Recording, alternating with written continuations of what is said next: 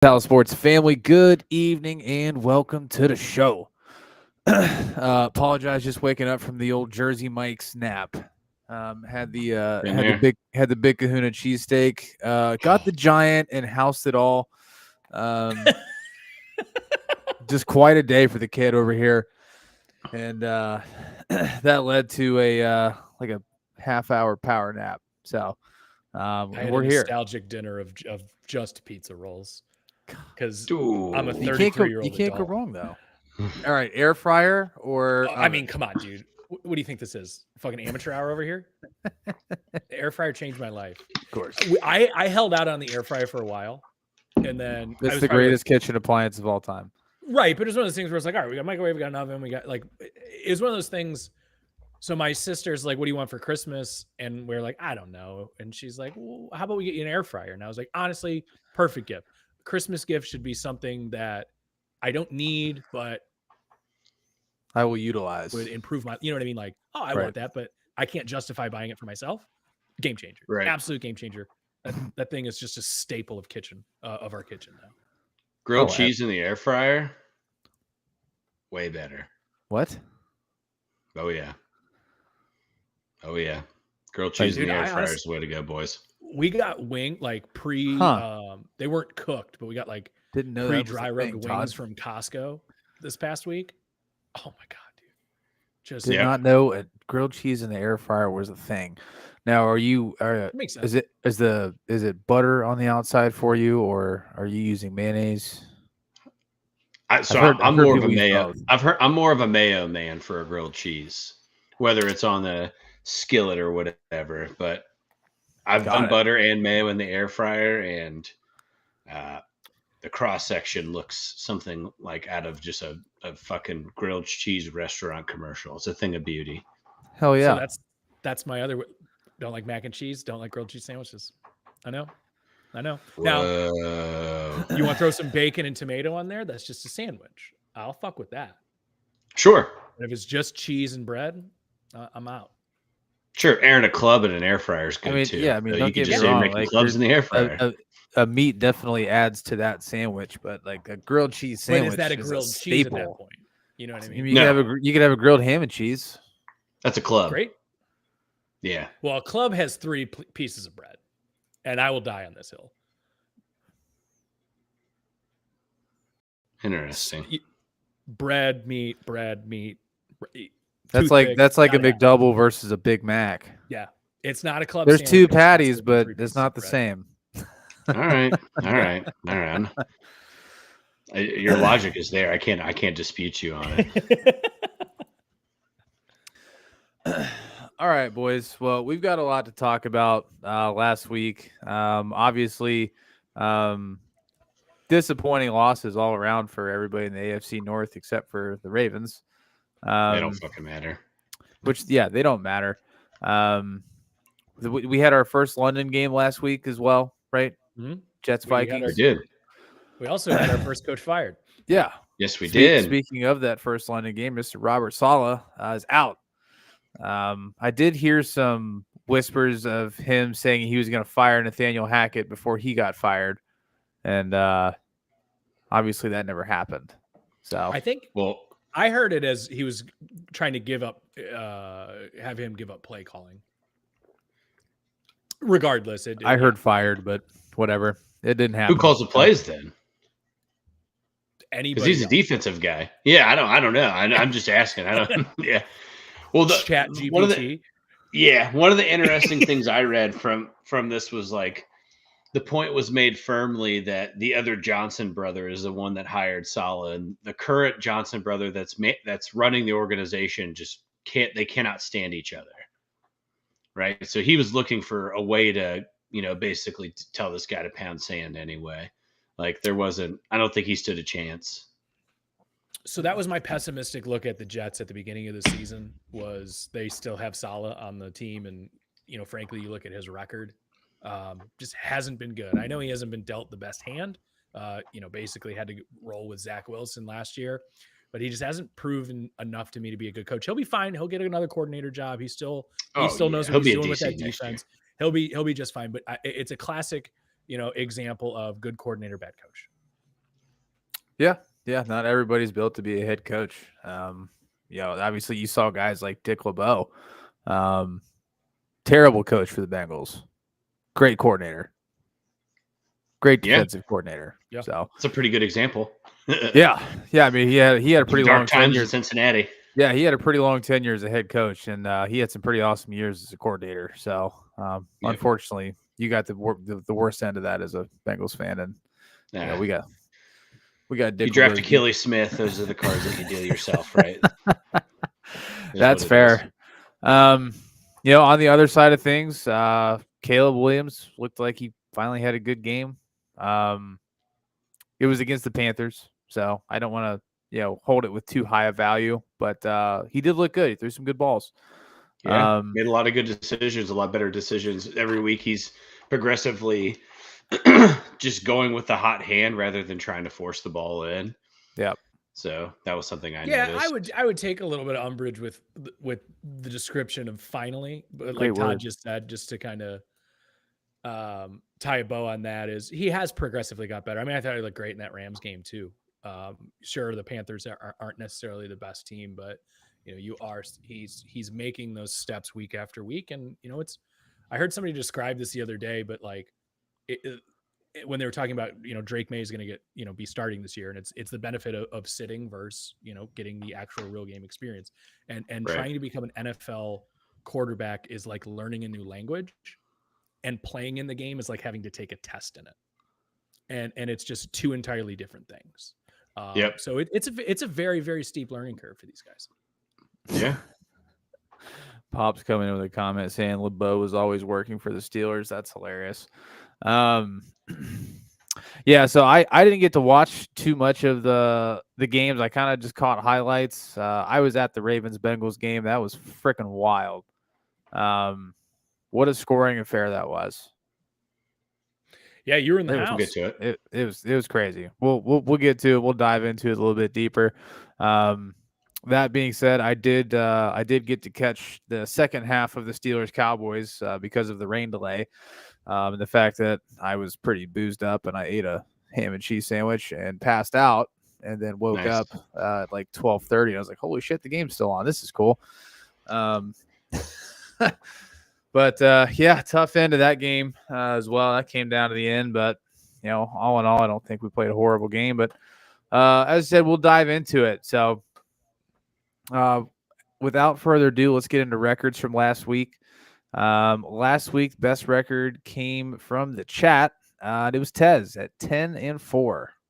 Well done, Tez. Tez has been hot this year, dude. It's good. That's a good He week. has. The lead right now in chat actually is a tie. It is also the overall lead for everybody. Josh and Ryan are tied at 47-31. Josh had a good week at 9-5. Ryan was also 9-5. So they are up there. We've got a few tied at 46-32. That would be Pops and Todd. And then I am at 45-33 with Tez. I'm sorry, Corey's at 45-33 with Tez. I'm at 43-35, and Aaron is at 42-36. So Tight race per usual. yeah. Not a lot of good records in Cleveland this year, boys. Waiting for my breakout week Yeah. here. We'll see when it happens. But and Ariel, you were at 43-35 along with me. So Aaron, unfortunately, you are at the bottom of the barrel in both chat and the panel. So I think the unfortunate part is all my money isn't guaranteed. Ooh. Yeah, we'll definitely dive into Cleveland that. That was an interesting end to that Cleveland Browns game last week. You stuck around to the end, you dog. No, I just saw the tail end of it. But have to lie they're for myself actually to it. no, they play this week. They play the Eagles. Okay. Well, let's dive into our game tomorrow night. We've got the 49ers coming off a tough L, and then the Seahawks. 49ers are on the road in Seattle. Todd, lead us off, man. What you got for tomorrow night? Yeah, you got to think both teams coming off of a pretty interesting loss, right? You've got the Cardinals beating the Niners last week, and then the Giants, taking one from Seattle as well. I think this is kind of just things are starting to level out a little bit for Seattle, and there's a little bit of a question mark, I think, that's going on in San Francisco. Just I think the last 2 weeks, Brock Purdy has not played as well as he did the first 3.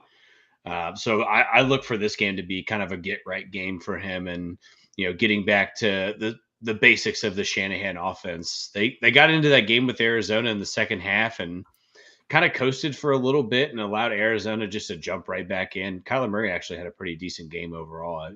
That's probably the best that he's played all year.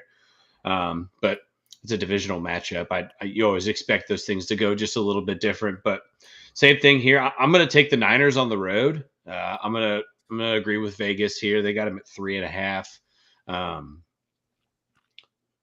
I think one thing to look at from Seattle is just what their plan of attack is on the run game. That's what Arizona did a very nice job of in the second half, is just shutting down Jordan Mason and forcing, 3rd and long over and over and over again. And that's just not the way that, this offense is used to. They're used to being able to just chip away. Geno Smith, the leading passer in yards in the NFL right now. Just another interesting tidbit of information. He's almost at 1,500 yards through 5 weeks, fellas. He's really been airing it out. He's also thrown the ball like 200 times.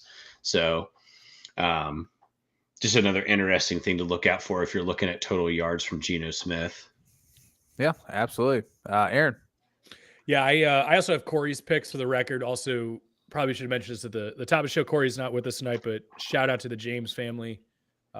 Katie, his wife, is precautionary not being here tonight. She's not, but they are going to be welcoming their 3rd child, and we're obviously super excited for them. So absolutely. Shout out the James gang, because worst case scenario is Corey's deep in a Bengals rant, and Katie's like, "It's time," and he's like, "Hold on, I'm in the zone." Wait, 2 minutes.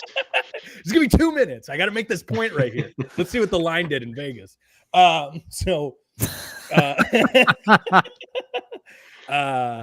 start with Corey's if that's all right, just because I have it in front of me. Corey's got Seattle. He gave a couple little blurbs for his picks, so I'll try to outline those here. But he's got Seattle. He says 2 losses at home. No way, not prime time. So Corey's going to be riding with the Seahawks here. On to my pick. Interesting, right? Todd kind of outlined it. You had 2 teams that are really coming off of unfortunate losses last week. Kind of reminds me a little bit of, when we were talking about that Ravens Cowboys game, right? Where it's like, I'm surprised both these 2 teams are coming in off of a loss. There's going to be a lot of desperation in this game. Now, luckily, I don't think this is like a loser leaves town match by any means, but I oftentimes am going to favor the home team in situations like this. But what the Seattle defense has done in the last couple of games is very alarming. I was very high on this Seahawks team based on what I thought Geno Smith continues to show in this league, and that offense. And of course, we've seen Smith and Jigba take that jump this year that we didn't necessarily see last year. And Tyler Lockett's still doing his thing. So it wasn't necessarily we have to divert targets from X to make more for Y. It just seems like everyone's kind of eaten this year, which is great to see on offense. So a really funny tweet when I was watching the games last week of Seth Rogen from Step Brothers, like during the game where Daniel Jones is just balling out. And it's just like, now the Jared Goff going 18 for 18 seems kind of fucked up. All right. Absolutely. Dark Sage, we'll get to your comment in a second. Ariel, hello. Yeah, I'll wrap it up here. I got the 49ers, man. I think they're gonna. I mean, you got Mason second in the league in rushing, only behind Derrick Henry, and the way that the Seahawks have been Swiss cheese on defense, I think, like Todd had said, I think this is a get right game for Purdy, and I think the run game is ultimately going to be that engine. Yeah, I mean, I have to agree with you, man. Like, I love what Geno Smith and that offense is doing, but I just feel like the 49ers they're the better coach team. I'm not going to stray away from Vegas on this one. So I'm gonna take the Niners here and let Corey have himself a lone wolf. Thank you for the like. Dark Sage coming in with a comment. This is about college football, so we'll divert briefly and tap back in. Says that as an Army fan, I think if we go undefeated and beat Notre Dame in November, we'll be taken at the G5 representative over Boise State. Seems to be on track to get a bid.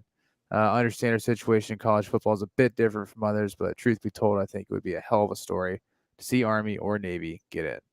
I honestly think it's the beauty of the way that the college football playoff and the transfer portal, like, it makes all of this possible. We're going to see some things that we've never seen before in the college football space. So it would be a hell of a story. And they also have some pretty dope uniforms. So, yeah, it's interesting, fellas. We've got 2 branched colleges that are undefeated right now. Army and Navy are both undefeated. When do they play? It's always the last game of Saturday. That's the last game of the Saturday year. after, or it's the Saturday following Thanksgiving, right? So not Michigan, Ohio State. It's the week after. Exactly, because that's like the only game going on before. They always play it in Philadelphia at Lincoln Financial. Yeah, and that's the thing too. It's usually not a very exciting game to watch, just for records and status, but or college football playoff nods. But it definitely will be this year. Yeah, it's. I mean, they bring up a really good point, and just the fact that, what happens if, these branch schools, one of these 2 branch schools ends up beating Notre Dame, right? I don't know the stat of it, but I can't remember a time in my lifetime where we've talked about Army or Navy beating Notre Dame in a regular season matchup. Right. And, I actually watched some of Navy Air Force game on Saturday, and Navy moves the ball up and down the field fast. I mean, balls in their hands, they're in the end zone in 3 minutes. They get the ball back, they score again, and they get up 2 to 3 touchdowns.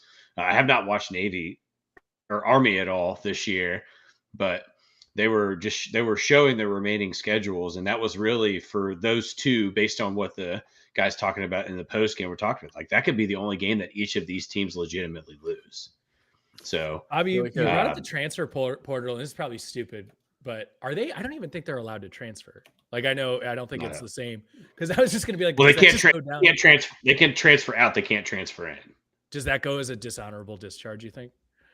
I don't know the parameters. That would be asshole. You're going to go play in Nebraska. Details on that. Yeah, I don't know what that looks like. No, thank you for the comment. We're always I know we're always looking to talk about some different aspects of football, also, even if that does include college. They brought up Boise State. Ashton Jeanty. Ashton Jeanty is incredible. He's a creative player. They were. I was watching a 2-minute clip, and somebody was like, Jeanty runs the ball like pre-snap, stands like Michael Myers going to kill a group of kids at a camp before he gets the ball in his hands. He had 185 rushing yards in the first half. He stands straight up and just has his fist balled up, and as soon as he grabs the ball, it's insane. It's video game stats. Now, I don't know, Todd. I've crunched the tape on this. Mike Myers has a 15-second 40 time. Right. Okay. Can you imagine if Mike Myers had 4.4 speed? Oh my God, he'd be the most dangerous person in the world. The only chance these teenagers have is the fact that Mike Myers is I'll get to it. Right. Yeah. I'll get it right. I'll never die. Spooky season, boys. Oh, good night. All right. We have digressed. Great. I'm gonna let me give this some thought. Come back next week, and I'm gonna get some numbers on this. We're gonna do the horror movie combine. Yeah. Ooh. It's like horror zombies draft. Zombies excluded, because there's fast ones. There's World War Z zombies, and then there's Walking Dead. I Am Legend. I don't want them in there. If we're doing it, I want zombies out. Let's exclude them. Freddy Krueger always does the night on a sack. that would be hard. I don't know why, but I got fucking goosebumps when you said that. I have no idea why, but it's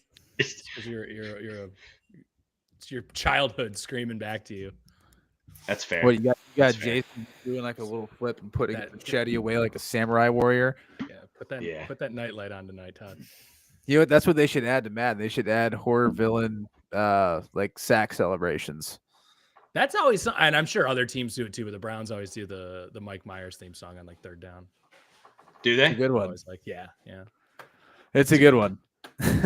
All right. Well, let's toss this one over to London. We've got the London Jaguars taking true. on the Chicago Bears. So that's obviously this is more of a home game for the Jags than it is for the Bears. The Jags have played in London every year since they started doing this. Is that correct? If not most every. I mean, like the plan was for them to split their season in London and Jacksonville prior to COVID, and then they kind of shut that down and they haven't really re-engaged it. Well, if all this weather continues to hit Florida, it doesn't exist anymore, then they might as well move to London. Quick side note, anybody who's got any family members, I know I do. If you got anybody in Florida, hopefully they're safe, doing well, and staying safe during this unbelievable hurricane season. So I believe Milton's rolling in right now. So everybody say a quick one for everybody down there. That being said, we got the Jags versus the Bears. Aaron, I will toss it to you if you want to go ahead and lead with your and Corey's picks. Yeah. So Corey's taking the Bears here, saying Caleb Williams, the Caleb Williams fashion show for this one will be repulsive, but not as bad as the Jags offense will look. Every bone in my body wants to take the Bears in this game. But remember what happened was it last year or 2 years ago when it was like the Jaguars are just terrible and then they win 2 in a row in London and then they come back and they're on this roll. And I don't necessarily last year. It was last year. I don't necessarily think that that's what's going to happen per se. But I'm going to take the Jags here, man. They just play different in London. And the Bears, I mean, with Caleb, rookie quarterback going across the pond, it's always different. How's he going to respond to that? We've seen him take these steps week after week. But I'm going to just roll with the Jags here in London. This one's more of a gut take than me really going to break down any kind of like, hey, here's, in the last 6 years, I don't give a shit. It's just Jags in London. That's it. Right. There's no depth to it. It's all vibes. Got it. All vibes. Ariel, stay safe down there, brother. I appreciate you tapping in, amidst this storm rolling in, dude. Really appreciate it. Todd, who you got? I'm taking the Bears, man. I know this is kind of, Jacksonville's. We'll call it's their home away from home. We'll give them all the jokes about it. But this Bears defense is tough, fellas. It's tough. And it is. I think we saw a little bit. A rookie, at least non-quarterback that we've seen play well so far amidst all of what's going on in Jacksonville is Brian Thomas Jr. He's had a 2 weeks in a row of big catches or breaking up third downs, whatever the circumstances are. He's played very well over the last couple weeks. My main thing from watching the Colts and the Jags, fellas, is just Trevor Lawrence has to get the ball out quick. And Chicago is built to get to the quarterback and, make bad decisions. And then you have a top 3 cornerback in that secondary for Chicago. And I don't necessarily, he thinks he's going to fire Jalen Johnson 30 times, but I could see this being a plus, like a 1.5 plus interception game for Trevor Lawrence. I think from Chicago's offense, one thing that's really surprised me in the last 2 weeks is how well DeAndre Swift has played. I think that's a big step up, and that's a really kind of a pressure relief for Caleb Williams as well, right? Is you're able to get that ground game cooking or that quick dump, dink and dump pass that, Swift has really done very well with in his whole NFL career. It allows them to kind of spread the field open a little bit more. And I think that's taken some of the heat off of Caleb Williams feeling like he has to do this, theatrical performance to put points on the board. So give me the Bears here. I think this is a field goal game though. Yeah. I mean, bury the lead there a little bit is between Caleb and Swift. That offensive line is starting to gel a little bit. Yeah. Yep. Money well spent for them in the offseason. Yeah.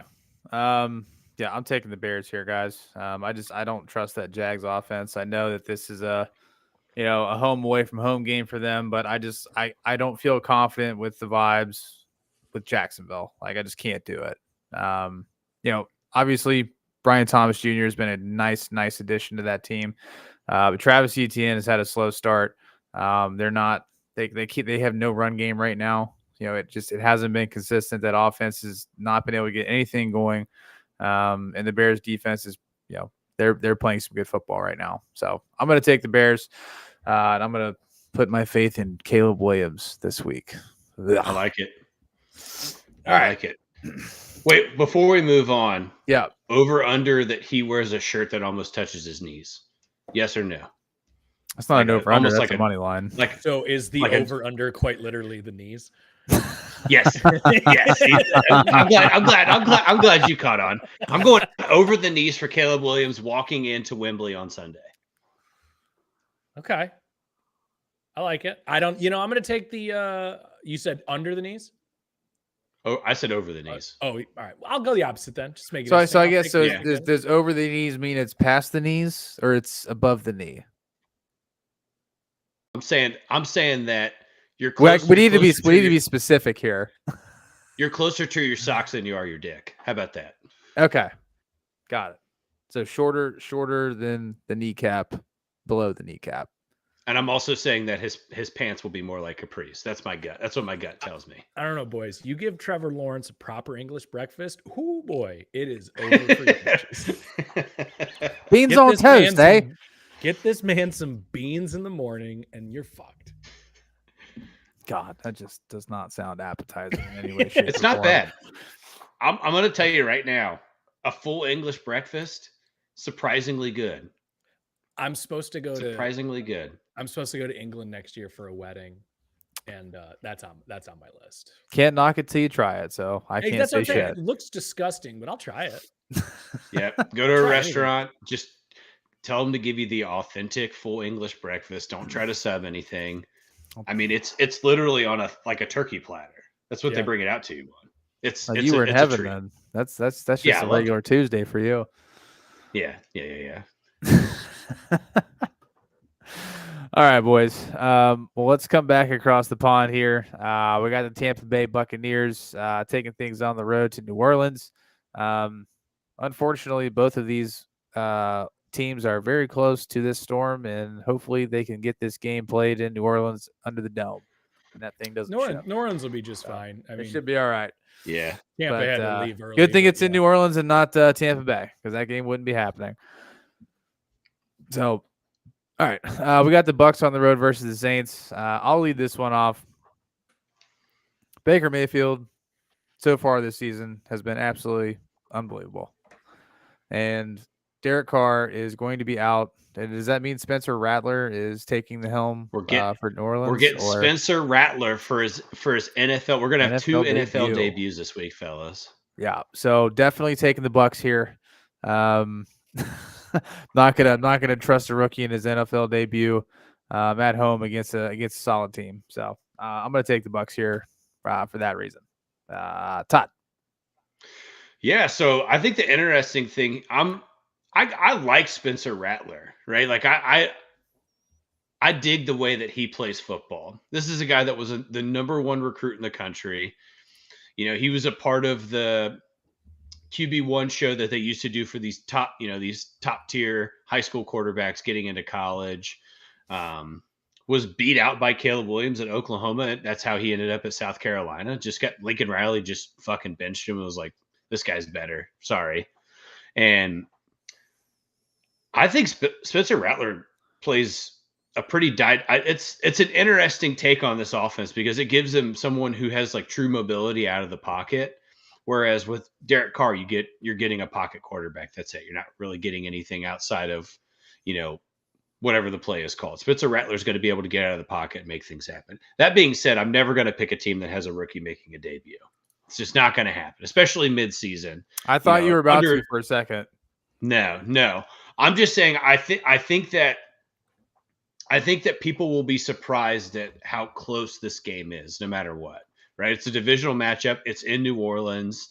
I listened to some of his press conference today, and I mean, he seems like he's very comfortable taking over the helm.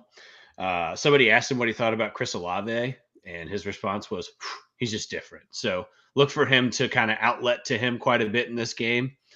That's who he basically said he felt most comfortable with on the field, getting the ball to. But yeah, I mean, you said it, Bobby. Baker's played really well. This defense has continued to, outside of, a shootout that they had last week in Atlanta from both sides of the ball, this defense has held up just the same as they have in years past, right? This is the same 9-8 team that's won this division the last 3 years. So, we're not too far out of the realm of the, that's arguably the most consistent team in football. So give me the Bucs here, and then I'll be interested to see when this game comes back around in Tampa, what the records look like. It's a little bit later on in the season. Sure. Aaron. Yeah, kind of wild, to be honest. Just talking about that Bucs Falcons game. It feels like it was 2 to 3 weeks ago now, just because it was last Thursday. But yeah, I was watching that. I was watching that. What game a football game! Offense isn't dead, guys. It's not dead. That was, the most exciting fireworks game we've had. If you had a parlay where if you went fucking bananas and you took like a bunch of people to hit the overs, good for you, because it definitely hit. Like, yeah, good game for you. Todd hit it right. Like you can't bet on rookie quarterbacks making their debut. I think Caleb was the first one to win, or I think he was like the first pick to start and win for the first time since like Derek Carr. I know it's a little bit different, but traditionally speaking, rookie quarterbacks are, they're going to struggle in their first game. And this guy wasn't exactly a top pick or prospect. I'm sure, New Orleans is going to do everything they can to make this as bite-sized and salvageable for him. Make this easy for him. Spoon feed him a little bit. Let's not, do too much for him. I almost did another food pun. Say let's not put too much on his plate. But at the same time here, obviously don't want to bite off more than he can chew. Yeah, he doesn't want to. Don't put too much powdered sugar on the beignet, right? Yeah, let's make it New Orleans centric. Yeah.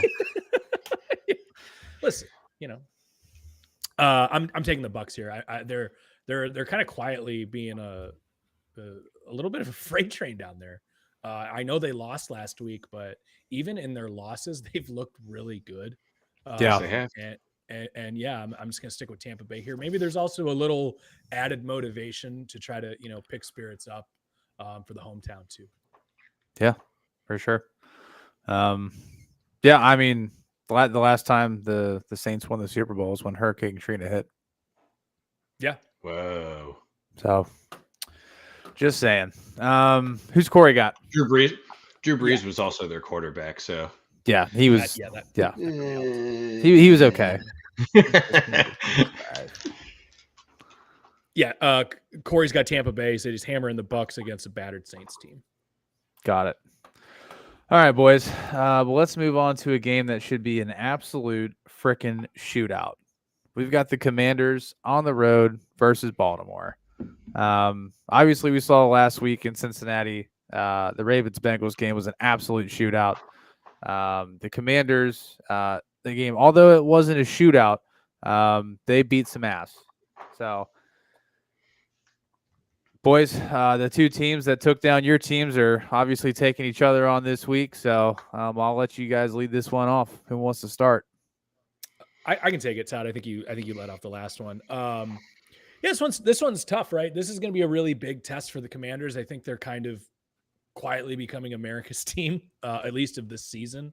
I don't think there's anyone that's, unless you're in a team in that division, there's not really a lot of reason to root against them. Dan Snyder's out of there, happy that they finally have what seems to be a franchise quarterback. Seems like they're kind of, turning that franchise around from a franchise who frankly hasn't had a lot to root for in the last, couple of years. And listen, guys, Jane Daniels is the truth. He's phenomenal. He didn't have his best game last week, and he was lights out.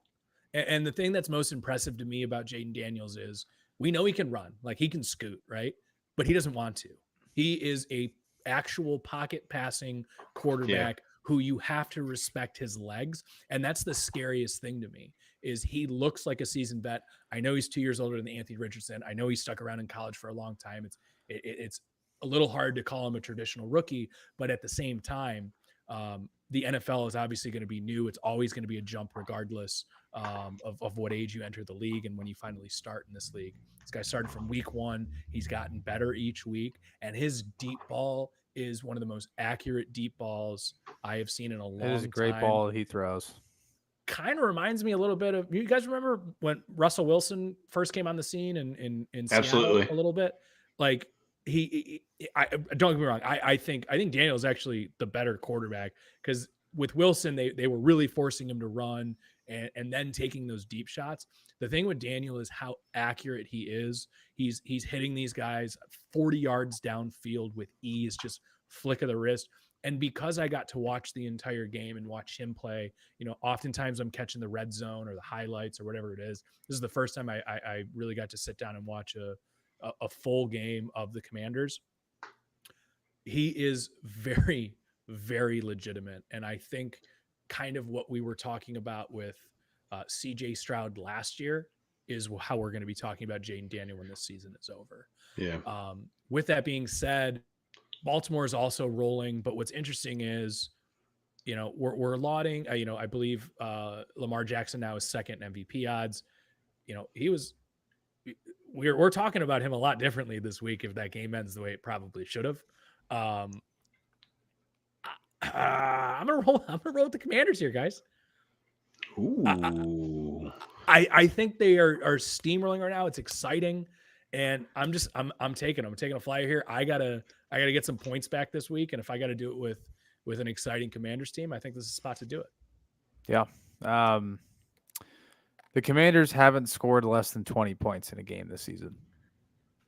Yeah. And we're through 5 weeks and they've scored above 30 points the last 3 weeks. One of those weeks touching 40 points. This team can move the football. This team can score. The Ravens, they had to give everything that they had last week, every single ounce of energy, to go out there and beat that Bengals team. It was a great fucking football game to watch. It's a great game to be at in person. Like, if you're just a football fan in general, it was very exciting. That being said, Aaron, you're not going to be a lone wolf this week, dude. I'm also taking the Commanders. I really like what they're doing. I just don't know if the Ravens can, back-to-back weeks have to put forth that same effort that they had to do, especially with it going into overtime. Just a long game in Cincinnati for them. This is just pure guttural pick here. I'm taking the Commanders. Well, I have the privilege of asking this question because he's not here. Who did Corey take in this game? Corey has Baltimore, and he says take the over. Oh yeah, damn, hammer that fucking damn. over. I wanted to take the Ravens on a lone wolf here just to try to get a game up on you guys.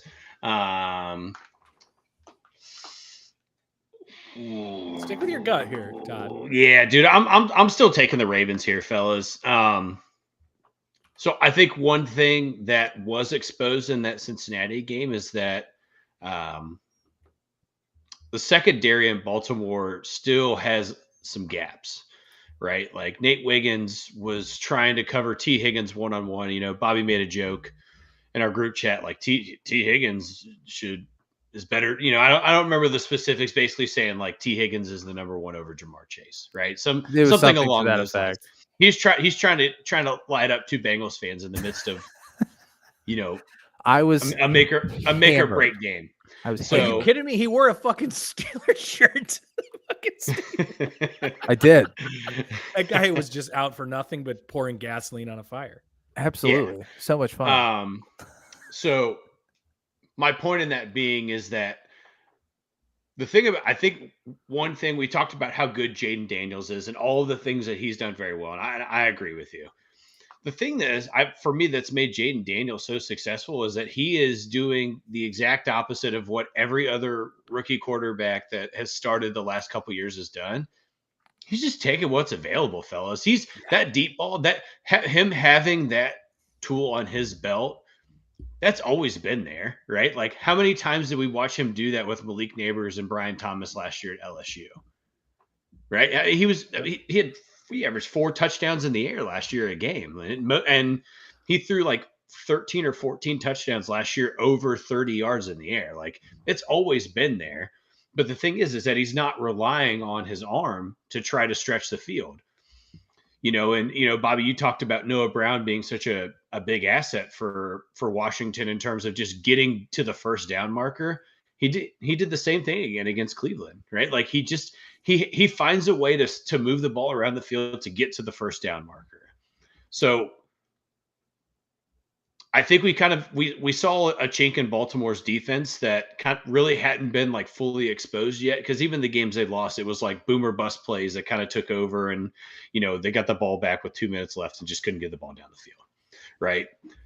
The one thing that I saw, my main takeaway from Baltimore's offense in that game, the tight end room in Baltimore is deep. I mean, Mark Andrews finally caught a pass, right? Like, Mark Andrews finally caught a pass in an NFL game this season. He had like 5. And that's kind of what I was getting to. He had 4 of his 5 receptions were first downs. Todd, you want to hear something crazy? He had 5 receptions last week. He was for fantasy, he was the third ranked tight end on the team. Right. That's what I'm saying. So wild, I guess I don't know if Washington wins that matchup.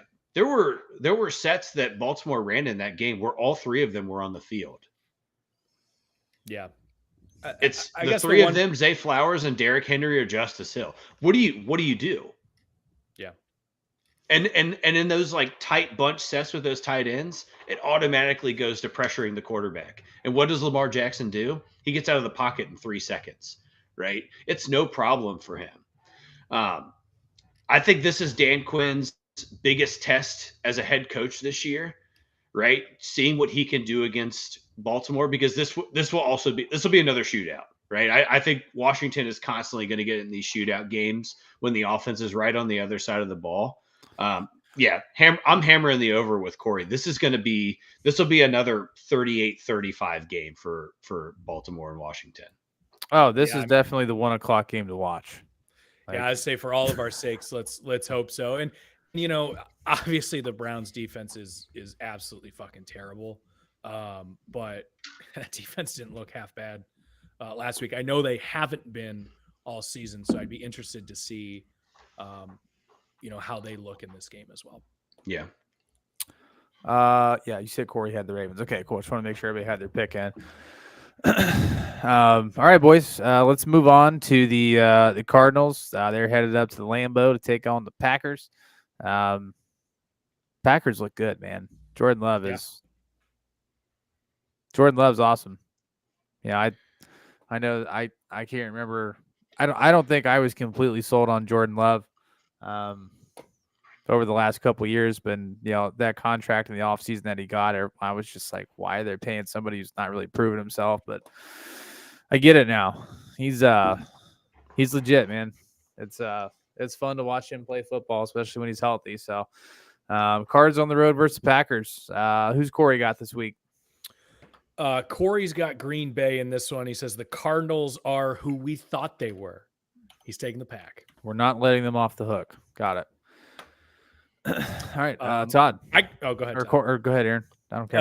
I'm just I mean, for I don't know who this Cardinals team is, man. Like 1 week they look like a bottom 10 team, and then the next week they come out and they look like they're a borderline playoff team.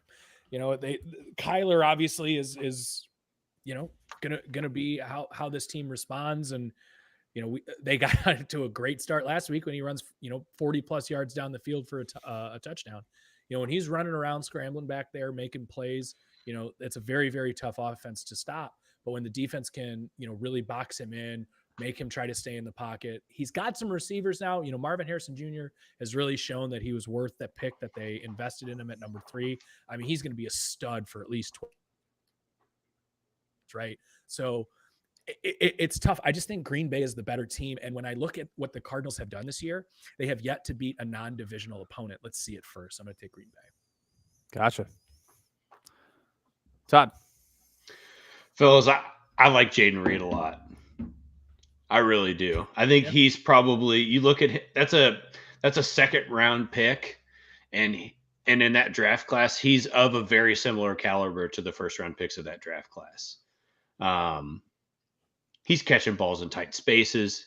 Green Bay is using him very similarly to what I think really what Miami kind of does with Tyreek Hill, right? It's a lot of motion, hand the ball off, misdirection. And I mean, Jordan Love's averaging 300 yards a game, fellas, in the air, right? And it took him a half in Minnesota to get back into the swing of things, and he doesn't really look like that he's missed a step this year. We talked about it last week. I'm going to say it again. This NFC North is going to be a fucking bloodbath towards the end of the year. Yeah. And to me now, it looks like the division closest to follow as we get down the stretch of the season. I got to see how the next couple of weeks look in the AFC North, but this NFC North is going to get really, really interesting as we get around Thanksgiving time. Those games on Thanksgiving are going to be pretty pinnacle to how the bottom stretch or how the last stretch of the season goes. I'm taking the Packers here too. My big thing from watching them the last couple of weeks is that Green Bay defense is tough, fellas. Like, I don't know if they get as much love around the NFL as it really deserves. Ton of pressure on the quarterback. This is 2 weeks in a row too without Jair Alexander, and they're still getting takeaways, right? This is a 7th round and a 5th round pick playing cornerback. And I mean, it helps that they have Xavier McKinney, right? That you give him the money he deserves. He becomes an interception machine this year. But it's you have your high dollars, right? Rashawn Gary, Jair Alexander, Xavier McKinney. Everything else is kind of just tossed together on second round or later draft picks. And it's just a credit to LaFleur and that franchise and what they've done to be able to build that roster. I'm taking the Packers, and Green Bay just has to me is like overwhelmingly impressed me the most, other than the Commanders this year. Yeah, and Todd, to your credit, on the defensive side, I think part of the reason nobody's really talking about them is they haven't put out a performance that's like, oh wow, this is the best defense in football. And I don't think they're gonna do that, but they're always right in that top 10. You know what I mean? Like, right. They're not a defense I would want to go up against, and I agree with you. I don't think we're talking about it enough. Yeah, I mean, they've done everything they needed to do to keep their offense in it, each game this year. And when you got a guy like Jordan Love and some young talent on that offensive side of the ball, it's a pretty simple recipe to win some football games. So I'm taking the Packers here. Cardinals are too inconsistent for my liking for me to trust them this week or take a flyer on them. So I'm just not going to do that. I'm taking the Packers here. All right, boys. We've got who do you guys think wins the NFC North? I mean, you have the Vikings who are undefeated. Gun to my head. Yeah. I'm taking the Lions still, but yeah, I'm still on the Lions train, dude. The Vikings are there has to be a point in time where they cool down a little bit. They're one win away from an implosion, or one loss away from an implosion, I think. But it's tough to say though for a team that doesn't have a loss. Right. Yeah. I mean, gun to my head, I'm probably gonna Packers. Wow, see, that's almost 3 different. Like, that's crazy. 2 different answers, and we're not talking about the team. I don't know. The Packers just look right. like we're not talking the about Packers look like the real deal. Like, I agree with you. And I don't think it's a bad pick. I just think it's an interesting conversation. Yeah, no, we could spend an hour and a half talking about the NFC North. But I would say it's the best division in the NFC by far. And then obviously, like, both Norths, like AFC North, NFC North, like, there's no question, 2 best division in football. So yeah, I would say in a vacuum, but like the AFC North hasn't shown. Not this year. The Browns are terrible. Bengals' record is terrible. The Ravens stumbled out of the gate, and frankly, Pittsburgh has the best record. But I've got a crazy Bengals stat for you later when we get to that game. Great. So very excited for you guys to hear it if you haven't already heard it or seen it somewhere. But for now, let's talk about another divisional game we've got going on. This one's going to be between the Colts, the Tennessee Titans. Games in Nashville. Man, I don't like picking this game. I'm not a Who's fan of playing taking. quarterback? Right. Nobody knows. Doesn't matter. Anthony Richardson? Yeah, Anthony Richardson did not practice today, for what it's worth. I'm gonna flip this bottle cap, and whichever side it lands on, that's the team I'm picking. Like, I don't know. That's just how I feel this week. Well, shit, is Will Levis playing, or is it going to be Mason Rudolph? Yeah, I don't know. Supposedly he's got a sprained AC joint. I don't know if can you throw on that. Like that seems like that's. It would be incredibly painful, maybe with a cortisone shot and a lot of painkillers. It is funny for both these teams, though, where it's like, if the starter doesn't play, I think they have a better shot of winning. Oh yeah, that's exactly where this conversation's going. Yeah, I mean, Joe Flacco is way better than Anthony Richardson right now. Like, I don't even think that's a question. Yeah, but you got to get Richardson the experience. Like, you're just like, what Flacco is. The experience of him diving headfirst into a tackle after getting concussed 2 plays earlier. Oh, I mean, it was the hip pointer, but yeah, or whatever it was. I don't know, man. This is a tough one. How about we start with Corey, and then we all gather. Let's do that. Corey's taking the Colts here. He said this game should be labeled as a war crime. I love the one-liners this week harsh. from Corey. On point.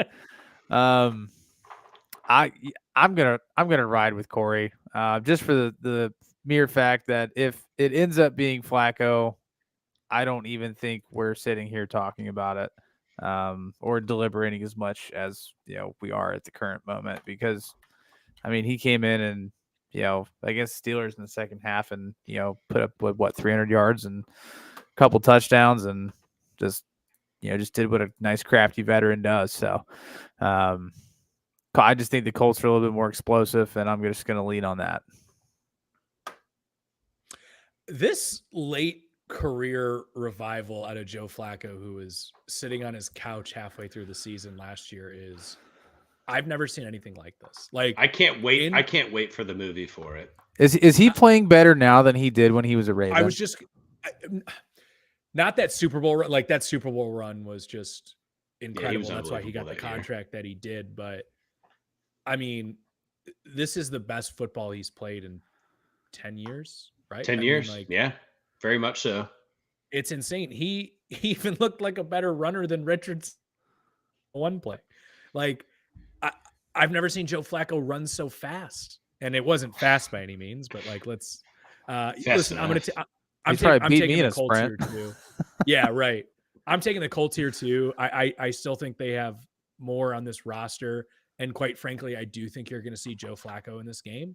And Joe Flacco is going to do what he does. He's going to throw for 300 yards, 2 touchdowns. He's going to get his ball into his playmakers' hands. Josh Downs is going to get targets. Pittman's going to get targets. Pierce is going to take the top off the lid. It'd be interesting to see if JT plays this week. If not, Sermon really didn't, obviously do a whole lot. He's a probably less than a career backup if we're being quite frank, but they don't really have any better options. But quite frankly, with Joe Flacco, he has this great accuracy in the short game and can throw the ball so deep that when you have a guy like Joe Flacco out there, if the run game isn't working, you can use those short passes and screens as an extension of your run game. And I quite frankly think the Colts will win this game regardless of who plays, but I think Flacco is going to play, and that certainly would give them the edge. Sure. Todd. Can you believe they haven't won in Jacksonville in 10 years, though? That's just a ridiculous thing. It's just one of those weird things where it doesn't make sense, but then at the same time, you're like, it's football's weird. Right. Also, Trey Sermon has made a whole NFL career out of running for 300 yards in a Big Ten championship. I just want to throw that out there. Like, this dude runs for 300 yards when everybody's hurt for Ohio State. All of a sudden, he's made a 6-year NFL career out of it. Just seems. Hey, hats off to him, man. It's wild. Yeah, I'm taking the Colts here too. I was listening to Flacco talk about Alec Pierce specifically in that game because he didn't have any targets through the first 3 quarters and through the first 7 minutes of the fourth quarter. And he said they called on his number 3 plays in a row, and he delivered every single time. He said there's not a lot of guys that are in the position that he's in on a roster that you can call their number and he just goes, yeah, give me the ball, and just and doesn't come. He's like, I could have hit him 5 or 6 times during that game, and I didn't even. He's like, I didn't really even look his way, but I called his number. I got him the ball, and he was happy to contribute. And it's kind of it's interesting because I think Chris Ballard's done this thing where he's drafted. He got Downs in the 3rd round, Pierce in the 3rd round, Pittman in the 2nd round, Ollie Cox in the 2nd round. Like, he's got all of these little pieces that he's putting together. And there's a veteran quarterback like Flacco that just has that switch that he flips where he's like, all right, well, I can hit these guys, right? And having that confidence, and I think that comes with being a veteran and all the scenarios that he's been in where he can get the ball out, right? Like, you can make the same argument that he did that for David Njoku last year, right? Like, when rubber met the road, he just threw the ball to David Njoku. I think that's the big difference for the Colts, though, and I think that that's something. I understand Anthony Richardson's not healthy, but if he's sitting on the sidelines and Joe Flacco is my backup, and I get the opportunity to watch him in a live game, I'm asking him a bazillion questions after a game. I've got my iPad, and I have why'd you do this? Why'd you like? He is a perfect quarterback to have in your room to be able to just pick his brain and just to see how he's able to keep himself so composed under pressure. That's the thing that Flacco's done the best since this chance with Cleveland last year. Like, we saw him in Denver. He was a nightmare. He got laughed at in New York, right? Like, I think he's at a point now where, I don't want to, I guess he's just like, fuck it, let me throw, right? That's kind of what it seems like when he's out there, right? To get paid what he gets paid to just throw a football 40 times. I think he's just happy that, his phone's still ringing. Yeah, right? I think it's like somebody who gets revived back to life and they have this new lease on life, right? Like, he thought his NFL career was over and now he gets to play a children's game again. And Right. I do want to make this point real quick because you brought up Alec Pierce. And I just think this is funny. I know nobody wants to hear about their fantasy teams, but I just think this is hilarious. So I told you guys before we got in here, I'm just mortgaging everybody for picks. My team's terrible. We're punting until next year. Let's bring everybody in. I'm trying to drum up interest for Alec Pierce, and I'm having trouble doing it. And I can't believe it because go look at his stats next to Jameson Williams. They're identical. They both bring kind of a similar vibe, to the field. Yeah, they're probably only going to get 3 or 4 receptions, but they're probably going to get about 80 to 120 yards at a touchdown. And I kept sending the picture of Jonah Hill in Moneyball at the chalkboard, and I'm like, his only flaw, he's white.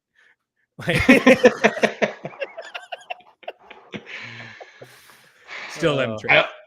And I also saw a stat for the Colts that they have about $90 million on the injured list right now in salary. Yeah. That's insane. And I'm still picking the Colts because we haven't spent a second talking about the Titans so far.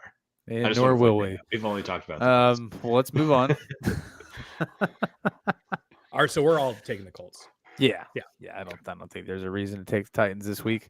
All right, we got the Texans taking things up to New England, take on the good old Patriots. Drake May getting the start this week. Exciting stuff. Nico Collins, IR. That's very disappointing. It's a big hit in receiving yards, and he's gonna be out. Last year it was Tank Dell. This year it's Nico. I was just talking about, hey, is Nico Collins made the biggest leap out of the skill positions this year, and 2 receptions, giant touchdown, out. And it sucks to see because he's an electric young player. Yeah, they're gonna have to lean on Stephon Diggs and Tank Dell. And is Joe Mixon back this week? He might be. We don't know yet. Right? Yeah. No, did not participate in practice today either, fellas. So kind of looking towards, even if he does come back, I'm assuming probably limited snaps. Sure, that's fair. Yeah, this is another one where we've got a rookie making their debut. I don't think going against the Texans is I'm not sure what the Patriots schedule looks like, but this is a team that they're going up against that can put up some points, and I just don't know if I can trust Drake May to go out there and sling it and keep up with the Texans offense. So I'm going to take the Texans this week. Yeah. For what it's worth, Corey is as well. Drake May, RIP, is Corey's comment. Yeah. And Todd, what do we just talk about? what did we just talk about with New Orleans, right? Can I trust a rookie quarterback making their first start? No. I can't. I got to go with Houston. Yeah. New England's just they're bad all around. Obviously, this shit happened with Jabril Peppers, and now he's on the commissioner exempt list. At least a name for the Texans. I think we're going to hear called a little bit more this week than we have in years or in weeks past, just out of sheer necessity. Xavier Hutchinson. I think we'll see him get a few more targets. He's a 6'4", 215-pound wide receiver that can stretch the field. Came in that game and had 4 catches after Nico Collins went out. I am going to take the over on the 1.5 interception mark for Drake May this week, though, fellas. Wow. Okay. I'm going to take the over on that. It's going to be interesting, All though. right. And I don't think he's going to necessarily look good week 1, but let's wait a couple weeks and reassess after maybe 5. Caleb and Daniels have looked good, and he was the third one off the board. 1, 2, 3. He was the third quarterback wise. Yeah. Right. Because Harrison went 4th. Yep. Harrison went. It's 1, 2, 4.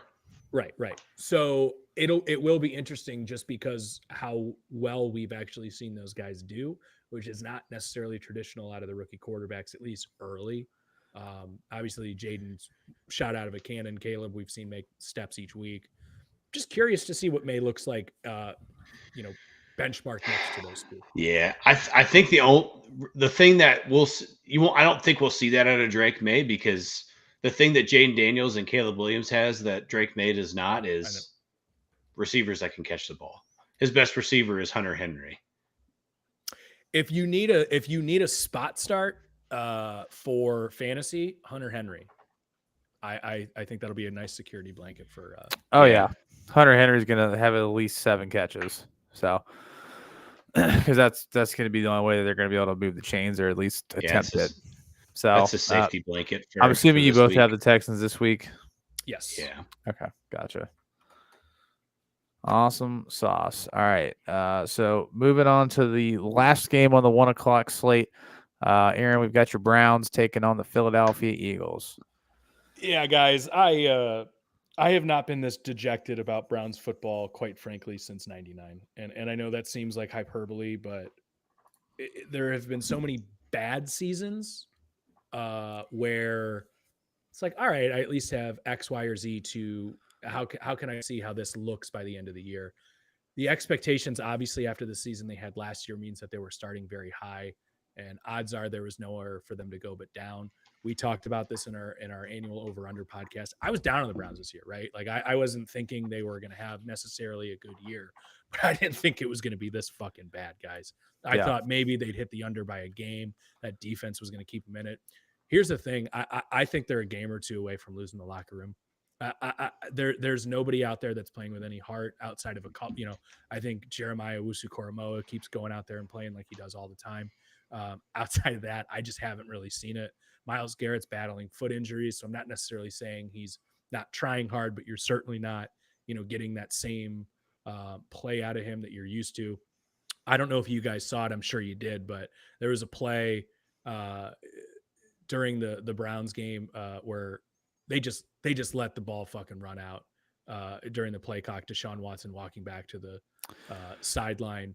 I wanted to ask about that because I had seen a couple different takes on it. Obviously the first glance is like he just Stefanski wanted to go for it. Watson's like, fuck it, like we're not doing that.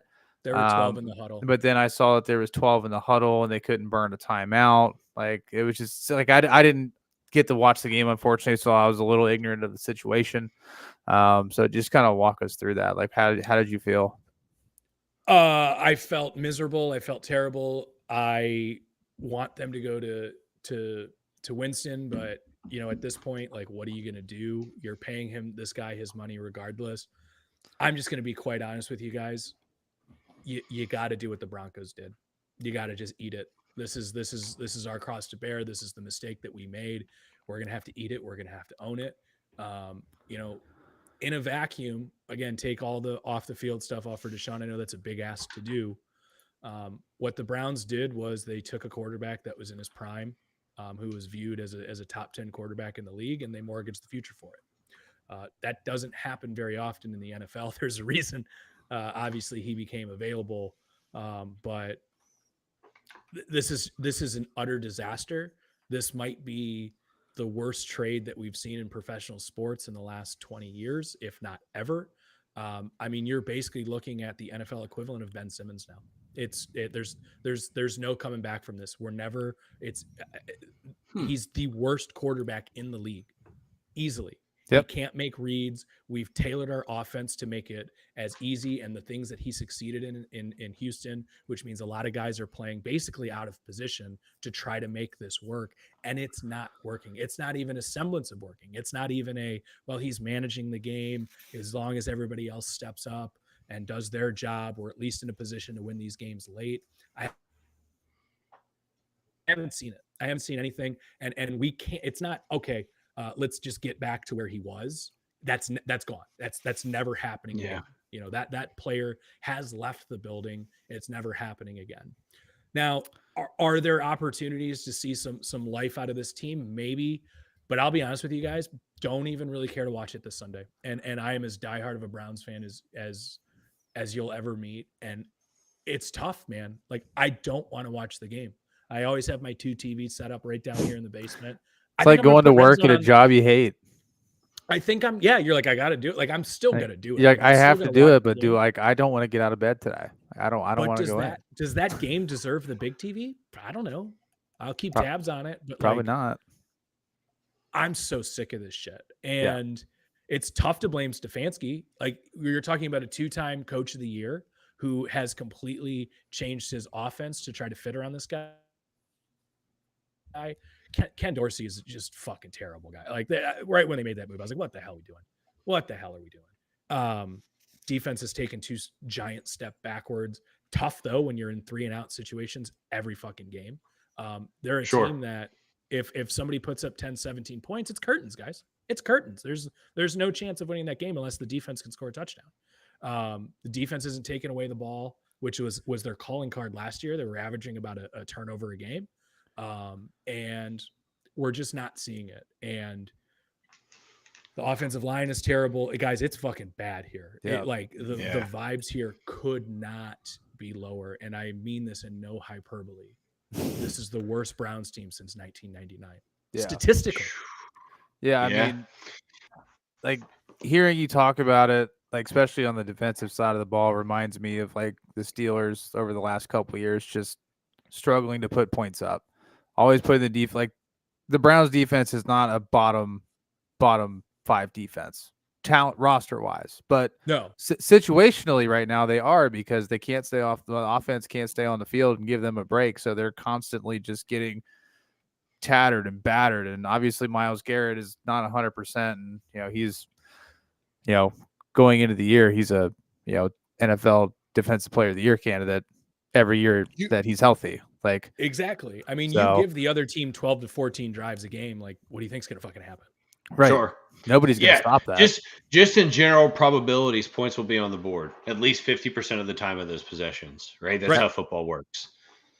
And now all you got to do is get past the 50 and you're in scoring position. Right. Yeah.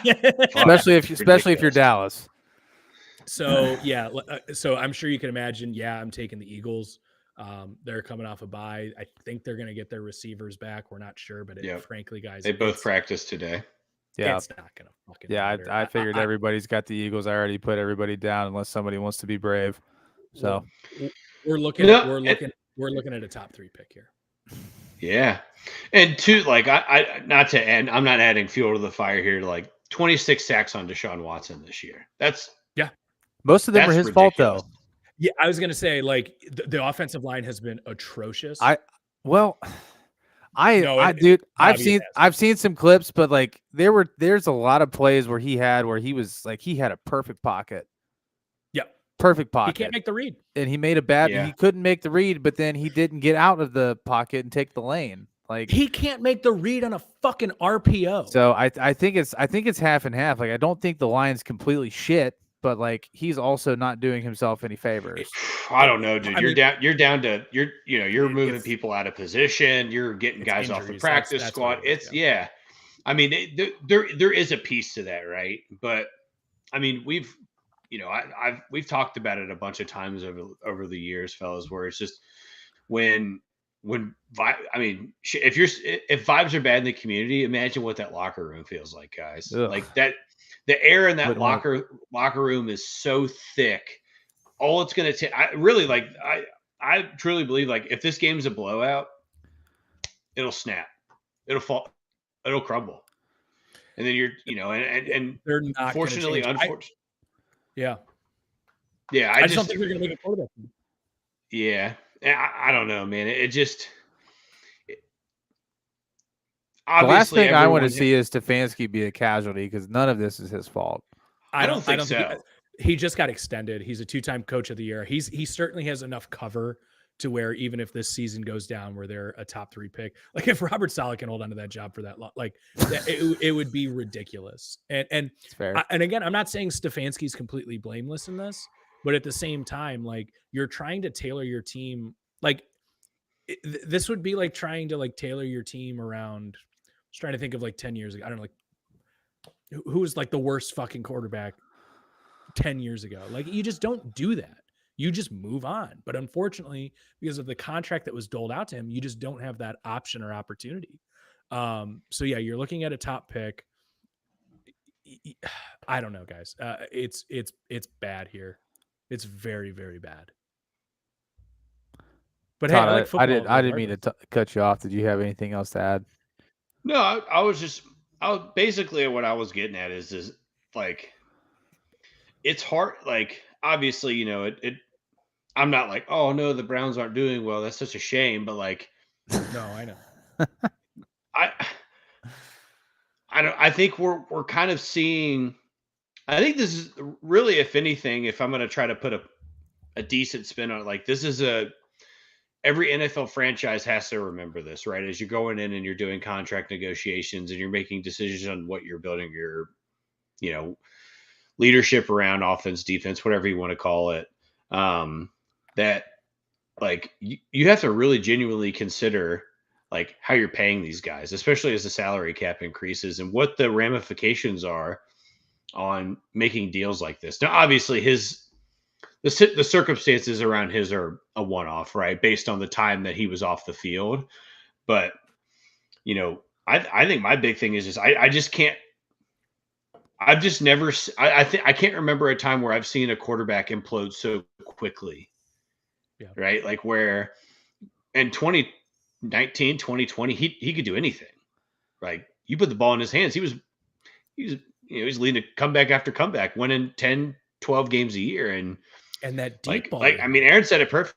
Yeah. And Aaron said it perfectly, man. Well, I watched every snap of that game, right? I had Bengals game on, Browns game on. I watched every snap of that game. And if a quarterback can't run an RPO, you're in a bad spot. Paxton Lynch, worst quarterback of the 2010s. Can we do that one? Is that a good comparison? There you go. Imagine structuring your entire offense to make Paxton Lynch happy and make it work. I'm glad you were going through that list because I was struggling over here trying to think of anybody that was like, it's hard to remember the really shitty ones. But, Deshaun Watson has become a benchmark for this year, though, where anytime there's like a bad stat, they're like, it's like he's the Mendoza line for quarterbacks right now. I'm like, wow, so like this guy actually did worse than Deshaun Watson this week.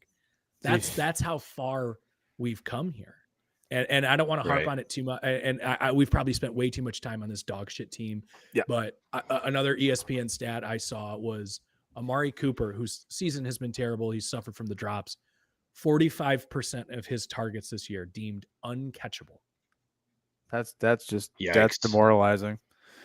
Yikes. All right. We all got the Eagles. Aaron, sorry. Tough year for the Brownies. Mock drafts, baby. We're back. Getting into them a little bit earlier than you thought you would.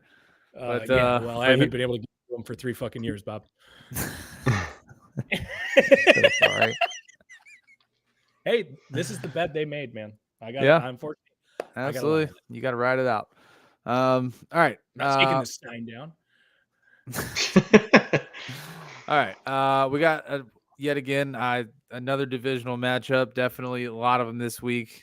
We've got the Chargers taking things to Denver to take on the old Broncos and Bo Nix. Should be a good game.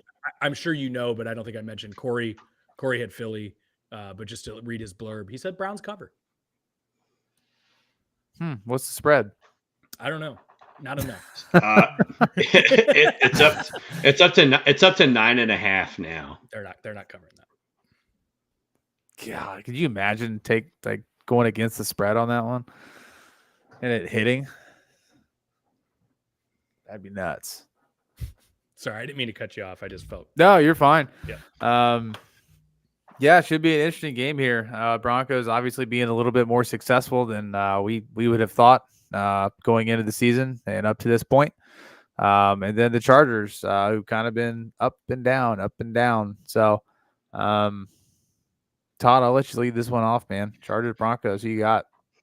Yeah, I'm going to take the Broncos here, fellas. I'm solely basing that off of they're in Denver for the divisional matchup. Justin Herbert still, even off the bye week, has either been limited or did not participate to start this week. Joe Walt still questionable for this game. It just feels like things are kind of stacking into the corner of like, hey, this is like a 17-14 game that Denver squeaks out, right? Every game, even the two games that, they've lost, they've kind of just been in. They've hung in for every game, right? Like they haven't been blown out yet. That's kind of my thing. And that's, again, this is a good defense that, Surtain might be the best defensive back in the NFL and nobody's even talking about it. Like that pick six that he returned was ridiculous. His breakaway speed is unreal. This is going to be a horrible game, whether it's at 1 o'clock, 4 o'clock, or 8 o'clock to watch. So I'm taking the Broncos at home in a divisional matchup. Sure. Who'd Corey have? Corey's got the Chargers, and he's saying, "Stop me if you've heard this. The quarterback hates Sean Payton. He's a fuck." I think that's they got into they got into a little tiff on the sidelines. Yeah, but you know what? I'm sure in some way, I think that's one of those things that looks worse on the TV cameras. I'm sure Sean Payton challenges his quarterback to not necessarily question him, but be a voice, be a leader, be heard.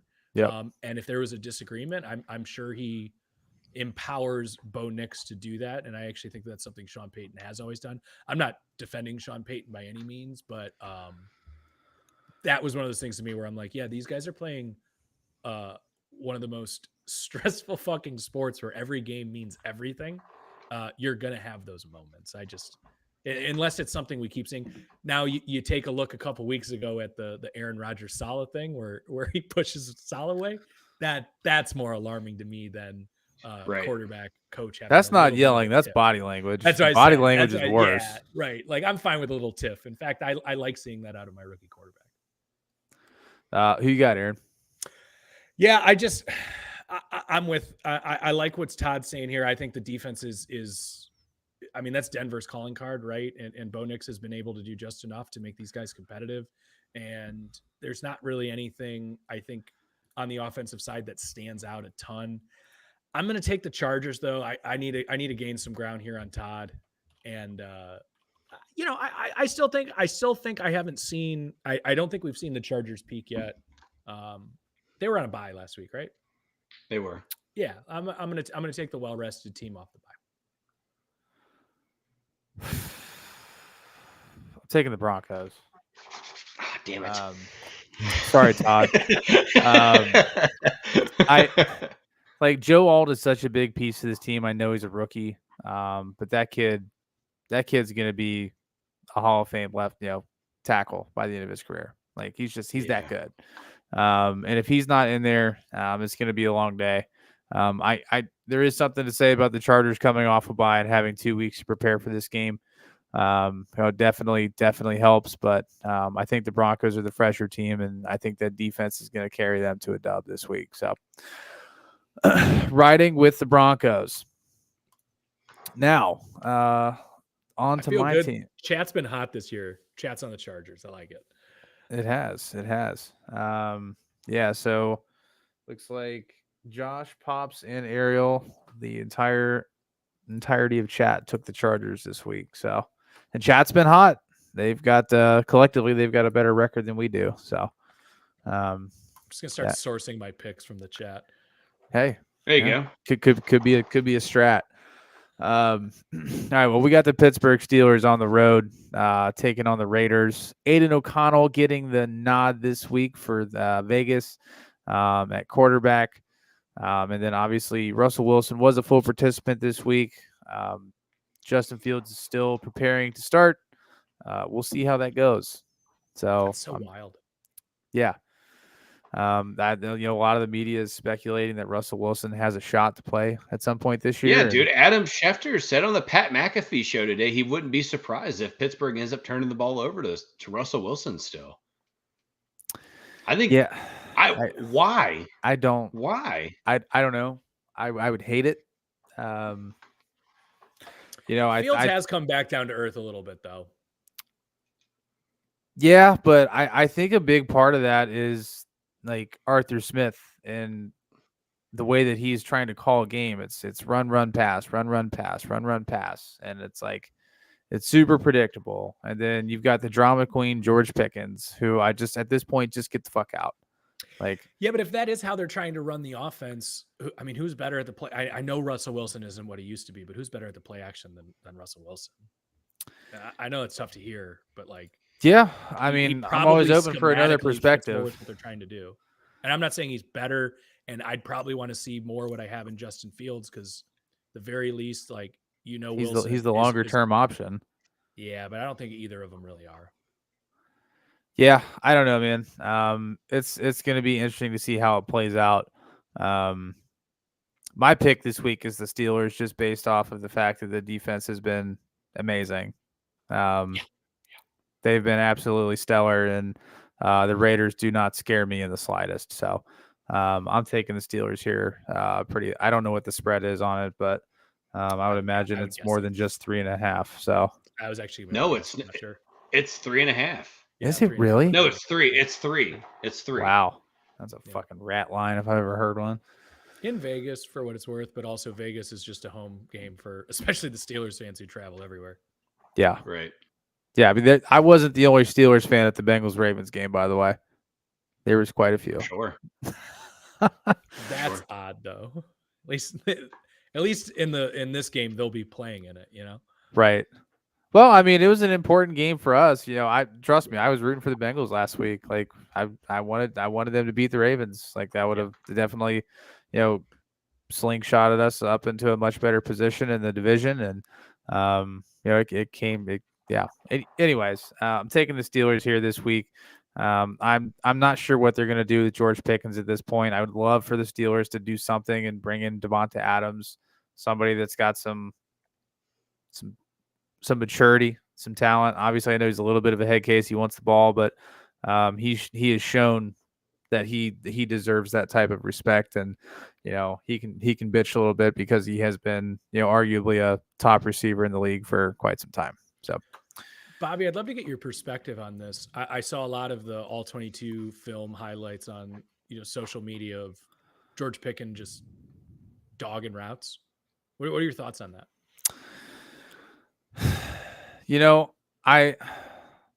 I feel like the Steelers they always have an eye for the talent at the receiver position. Like, they're always drafting people that like you may not have like heard of initially, like Antonio Brown, one of the best, the best receiver in the league for multiple years. Yep. Nobody knew he was coming out of college, and then extreme head case.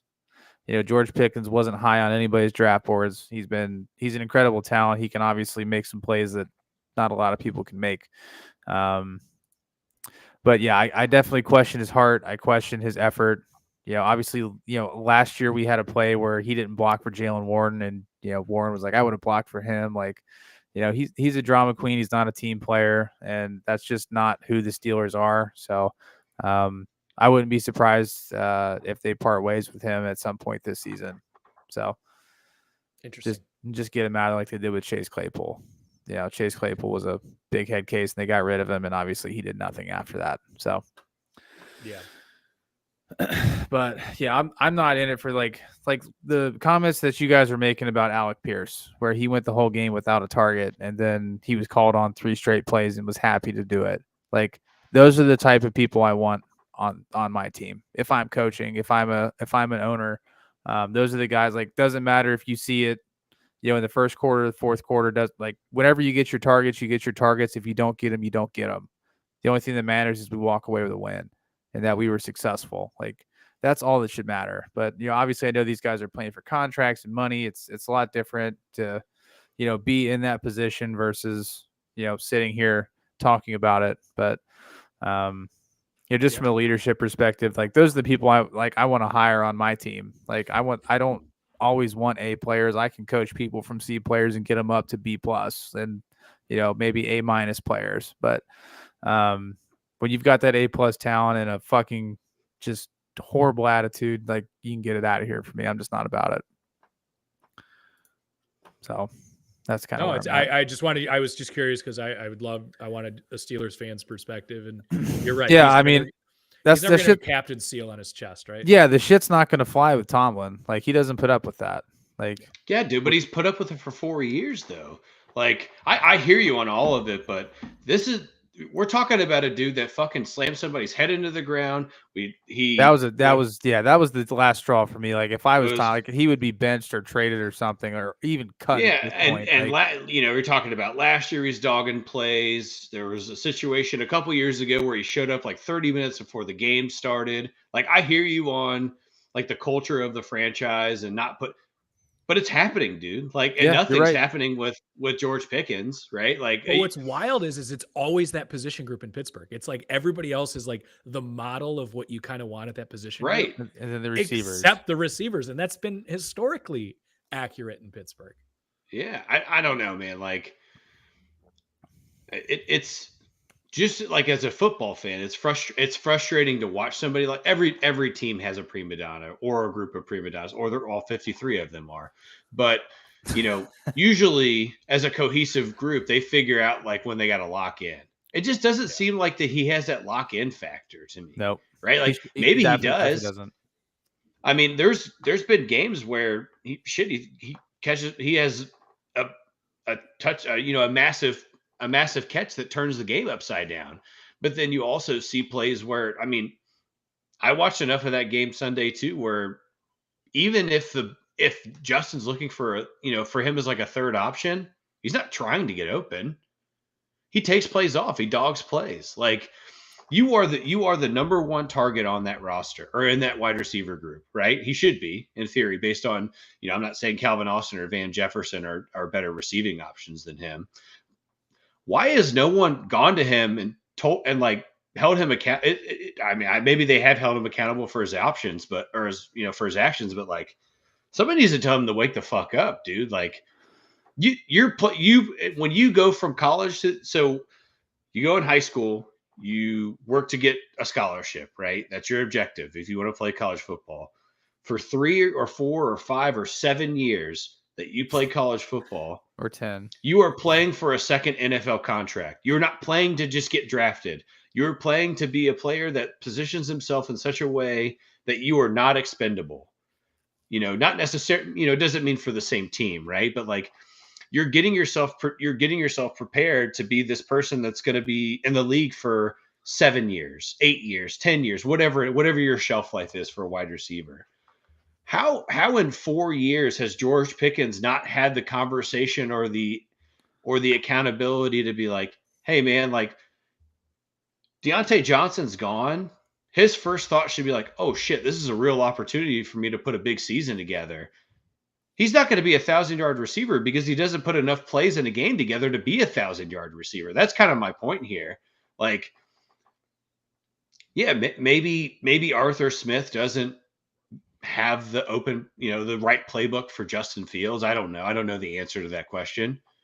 I legitimately don't think that Justin Fields always has the right options on the field or people are getting themselves to be the right option on the field too, right? Like, yeah. How can you there's film. They watch film. How is somebody not watching film and going like, "Oh, he took a play off here. Oh, he took a play off here." Like, at what point as an organization do you have to start asking the question of like, why are we keeping him on the field? I understand what his ceiling is. It's very high. We've seen plays that he makes where you're like, oh shit, there's not very many people that can do that. But you know, there's plenty of guys that are in the league that would love to take a shot at blocking downfield for somebody for a game. I don't know. I just like I hear you on all the culture shit, but like it's been 4 years, dude, and nothing's changed. Like it's not right. Yeah. It's just not right. He's got all the skill in the world, and he carries himself like he's converted that into actual on-field success. But he just strikes me as a guy that he'd rather have 120 yards and a touchdown and the Steelers lose. Yeah. And if they absolutely win, that's just gravy. Unfortunately, Dad, Josh, Hines Wards and Larry Fitzgeralds don't grow on trees. With that being said, I am taking the Steelers, though. Yes, me too. The one thing you can't coach is effort, and we'll leave it there. I'm taking the Steelers. That's why.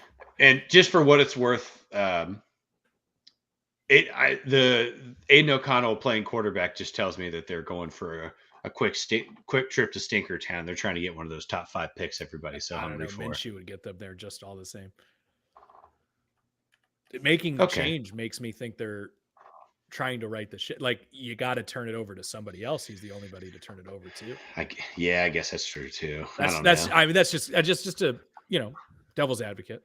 How has no one called Ryan Tannehill yet? By the way, I don't know. No one's called Ryan. He's just sitting on a shelf. It just seems wild. Yeah. Corey's also got Pittsburgh, and he says if Pittsburgh loses, it confirms our skepticism. It's fair. I mean, they lost a tight one last week. It came down to the last fucking play, but it is what it is.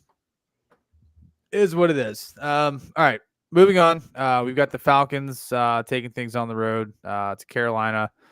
Don't think we need to spend terribly too much time here. I would imagine we're all going with the Falcons. Do we have anything to add? Kyle Pitts went from zero catches to 90 yards at a touchdown. Well, Kirk Cousins also threw for 500. I was about to say, but what is that ratio? It's the same ratio. Who didn't eat last week for the Falcons? Everybody ate. Kyle Pitts had, like, in a vacuum, had a very good game. Even Ray McLeod had almost 100 yards. Like, that's fair. You're right. Sorry, I brought it up. No. I get it, because we were all ready to leave him for dead, and all I'm saying is, it's actually a little surprising he didn't have more production when you factor. Well, I mean, Mooney had 150. Drake London had 150. Like, just nuts. Dude, that's such a good fit for fucking Darnell Mooney, dude. I'm happy that he got somewhere to stick for a little bit. That's such a good spot for him in Atlanta. Yeah. And Kirk seems to love him, but I gotta give our boy Bob some credit here. Calling out the change of Kirk Cousins in Atlanta. We got prime time Kirk, baby. Bobby, take a bow. Kirk O'Chains. Here and in the flesh, wow, baby. I love it. I mean, I obviously am also taking the Falcons. Corey's taking the Falcons, and Corey's note: Kirk's a badass. He really is, dude. I'm enjoying watching it, man. It's nice when you get one right. Yeah, hats off to you, Bob. That was a great call. Let's let it play out a little bit more, but I want to give you your flowers here today. Yeah. I mean, they obviously lost a tough one in prime time the week prior, but wasn't ready to fade that just yet. So, and obviously, I mean, that's the best quarterback performance we've seen this year so far, out of anybody, stats wise, for sure. Yeah, statistically speaking, that is. Does anybody else? I did want to throw a little trivia question out there to you guys. Who has the most 500-yard passing games in NFL history?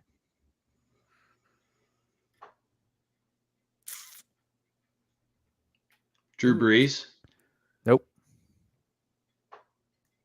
Is it Kirk Cousins now? It is not. That was his first. Okay, I thought you were trying to trick me.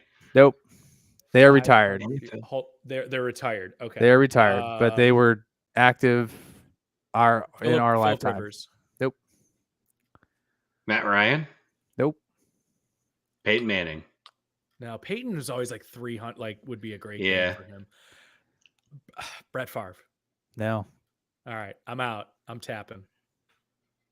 Because now even if I get it, it's just yeah. Ben Roethlisberger. Ah, okay. He had Makes 4. sense. Yeah. I looked up that stat after he had that game, and I went through and looked at the list, and I was like, holy shit, Ben did it 4 times.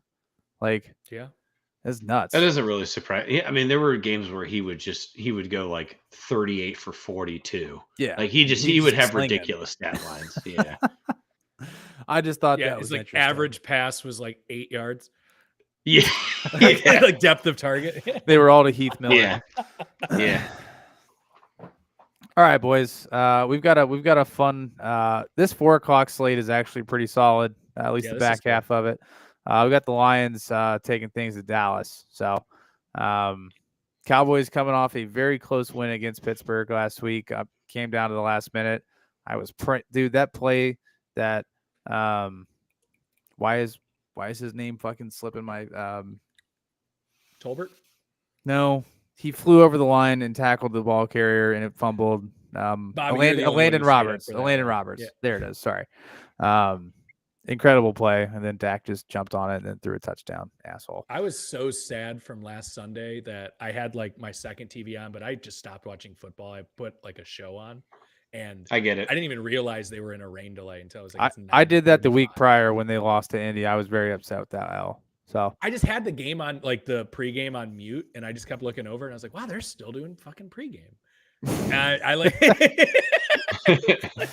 I was blown away when I woke up at like 12 like midnight, and I was like, wait, why is this game? We just went to halftime? Like, what happened? Like, the feedback I heard, even though I didn't really watch it, was, boy, if there's anyone you don't want to vamp for an hour, it's fucking Jason Garrett. Yeah, that had to be brutal. Horrible, dude. It was horrible. Brutal. It was horrible. I muted it 15 minutes in. Like, oh man, overwhelmingly negative feedback for him. Just 15 minutes of clapping. Yeah. Yeah. Oh my God. All right. Cowboys, Lions. Got a couple picks in the chat already. Pop's taking the Cowboys, Josh taking the Lions. I'd imagine there's going to be some split here. Let Corey lead this one off. Who's he taking? Corey's got the Lions here, and he's saying bloodbath off the bye. Bloodbath off the bye. Yeah, obviously the Lions coming off of a bye week. Definitely was not fun for me in one league because I have Jared Goff, Gibbs, and Montgomery. Yeah, but now you got them all year. Let's go. Let's rock. Yeah, but now we're good for the rest of the year. So, and I did pull the trigger on that Breece Hall Jay Jettis trade. So I now have Jay Jettis, and I don't have to worry about starting Montgomery or Gibbs. I'm just going to start them both. So they're both top 10s. Love it. Yeah. Sure. Yeah, the Lions. God, the Lions have been more consistent in my opinion. The Cowboys have really just kind of hung around in games. There's not a lot of cohesion there, and that defense is battered and tattered still. I think the Lions offense brings a lot more to the table than Pittsburgh. Obviously, they've got a great running game. They've got Laporta, Amon-Ra St. Brown, Jameson Williams is a deep threat. I'm taking the Lions here as well on the road.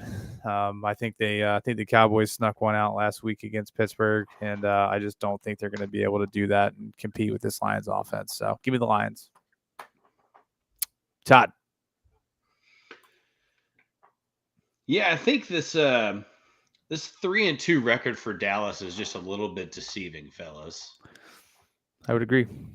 I'm not super I mean, obviously, like the NFC East we're talking about the Commanders being 4-1, right? Like I didn't think that was happening, but yeah, I don't think Dallas has done anything so far this year where I'm like, oh yeah, this is, at least last year they were putting up big points week over week. And, Dak was, we were talking about CeeDee Lamb being a, offensive player of the year candidate. And, I truly think with kind of the lack of depth they have in their running room, it kind of makes them a one-trick pony. And it's just been a slow start, fellas. And, we already said it. We're talking about a Lions team coming off a bye here, who are, I mean, Detroit's fucking rocking. I can speak for Corey when I say Detroit's fucking rocking right now. Like, you got the Tigers leading in the Guardian series. Ooh. Lions are 3-1. Like, vibes are really good. The Lions, to me, seem like that's probably the most fun place to play in the NFL right now. They play so loose when they're on the field, and it's kind of gearing towards, again, no Micah Parsons. They lost Marcus Keelan for the season last week. So I don't know who would put pressure on Jared Goff. So I'm taking the Lions here, and I think we might get to this. This game might be one of those games where people start like, "Oh shit, is Dallas bad?" Like, or what's going on in Dallas? We'll have that conversation, after this week. Right. Aaron. Yeah.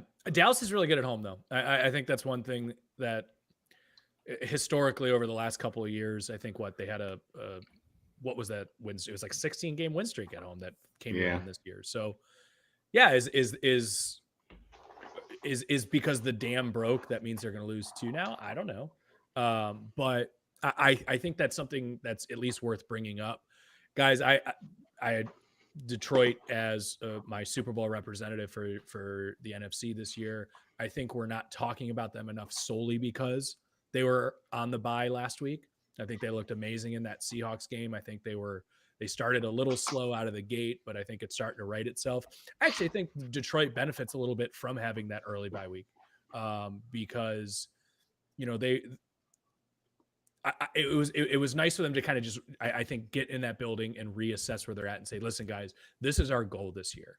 And we're starting to see it a little bit, but let's not lose sight of what our actual goal is this year. And that's the Super Bowl. That's putting the Lombardi Trophy in Detroit finally. So the other thing I want to mention too is kind of talking about Dallas being that one-trick pony, at least on offense. You just gave Detroit 2 weeks to plan for it. I'm taking Detroit here for sure. I think by the end of this week, we're going to be talking about in a tier system. We're going to be talking about Detroit as top of the class in the NFC. Sure. Got it. All right. Moving on to the primetime game Sunday night. They tried to get it moved out. It was declined. We got the Bengals on the road versus the Giants. Here's the stat I wanted to throw out there. Wait, is that true? They tried to move it out of the primetime slot and put the I don't remember which game they were trying to put in primetime, but they did try to move this out, right? Todd, am I incorrect in that? I haven't heard that. I've kind of stayed off of Twitter though, so they're got it. Yeah, I did see that they were trying to move this game out, and I think they were trying to flex either the Commanders, Ravens, or the Lions, Cowboys into this primetime, 8:00 slot. But the stat that I saw was that the Bengals have scored 155 points this season. The Minnesota Vikings have scored 135 points this season. Vikings are 5-0. Bengals are 1-4. You're also talking about the second best offense in the league and the second worst defense in the league too. Yeah, it's they're not playing complimentary football. No, could you? I mean, if the defense could just do something, like it would. Yeah, just one stop, right? These first 5 weeks would be way different for them, and we'd be talking about them sitting at the top of the AFC North, like and ready, primed for a playoff run. Like, yeah, it's tough sledding over there on the defensive side of the ball with Joe Burrow having an MVP season on the offensive side. So, just kind of talks through it, Todd. Yeah, man. So obviously that game really fucking sucked. I wish I had a more eloquent way of saying that. Yep. I think a lot of people were really very quickly to blame Zach Taylor for that loss. I can say with a lot of confidence that I was pretty upset that they ran the ball 3 times to kick a field goal after. I mean, just a complete momentum shift with a turnover, right? Like you have a team that's completely dejected off a turnover and you have the hottest hand of the game in your backfield and you decided to just toss the ball off 3 times. Made no sense to me. I still haven't really I don't have a real nice way of saying how only thing I would have done differently is just maybe throwing it on second down and seeing what happened, right? Because worst case scenario, it's still 3rd and 10, and then you can make that decision. I don't know, something different, and also don't burn both your timeouts. It struck me I'm as they not- were playing scared, not playing to win. Well, and you could go into the analytics of what the percentage is for Evan McPherson over 50 yards, and is a bad snap, bad hold. Nothing in that 3 minutes of football went in the direction that they wanted it to go, right? And I'm sitting in my living room watching this game. Even last year at this time, if you're up by 10 with 5 minutes left, I'm like, shit, this game's over. Right. And I'm standing in my living room, talking to Mary about it. And she's like, we're good. And I'm like, Mary, we're not good. They haven't stopped him yet. They've stopped him 2 times this game. We're not good. And I told her, I said, giving Lamar the ball back with that much time, that's a recipe for disaster. You're asking for, especially he's 9-1 now against the Bengals.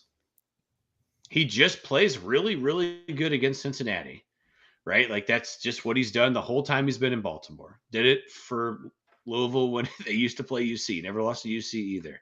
Something about Lamar playing in the city of Cincinnati, he puts it into 8th gear. It's not. I don't know how else to explain it. There was a players only meeting held within the defense today. I think that's an interesting thing to do. I don't want to say it's kind of too little too late, but after the Commanders game, I think that probably would have been pretty appropriate, right? A game where you make no stops at all ever. You got to start looking a little bit more intrinsically. Right. But I think once you lose to a divisional opponent, especially in a game where you shouldn't have lost, because they should not have lost. I would say that over and over again, they should not have lost that game. I'm glad that they took the time to do that. I would have loved to have been a fly in that room to hear what they had to say to one another. We also lost Dax Hill for the season, fellas, and that hurts us quite a bit. Dax Hill was arguably the most consistent player on that side of the ball through the first 5 weeks of the year. Yeah. So DJ Turner's got big shoes to fill. I think this is an opportunity for him to show that he's, he can sustain himself in the league, right? And and Cam Taylor-Britt's had a couple of not so great weeks consecutively. And I think that there's just kind of been a culmination on this side of the ball where, these guys they don't stay off of social media when you get berated over and over again. And you look back at the film and, there's not an answer to how this guy get open, right? Because that was a big thing too that Baltimore did. It's not like there were, a ton of plays where it was like, oh, he got this ball into tight coverage. What a great pass. It's like, oh shit, Kohler's wide open down the field, 15 yards down the sideline. Oh shit, Zay Flowers is wide open down the sideline. Rashad Bateman is wide open. Just a lot of that, right? And up until overtime, they did a great job of shutting down the run. Derrick Henry had 33 yards going into overtime, fellas. Yeah. Yeah. I had no qualms about how they defended the run. They did everything that they were supposed to do. The main thing that's happened over and over again is that they've just, the middle of the field is always open, whether it's first down, third down, or fourth down. Best conversion rate against on third down out of the Bengals defense. That's not a place that you want to be in. That's not a stat that you want to wear proudly. No. So, Joe Burrow said it pretty clearly after the game. Somebody asked him what they need to do to be a championship team, and he said, "We're not a championship team." That's a big statement from the captain of your team saying that, right? There's a lot of things that Aaron kind of talked about like the vibes in Cleveland are bad. I'm seeing the bandwagon go fucking north, right, in Cincinnati. We're losing fans left and right because they're 1-4. We're right back to the shit of like, oh, same. We've been through this before. It's never going to happen. I've had a bunch of people be like, don't get your hopes up. It's never going to happen in Cincinnati. We're not going to get a championship. Hope your son gets one in his lifetime. I'm not there yet, fellas. This is the best 1-4 fucking team in football.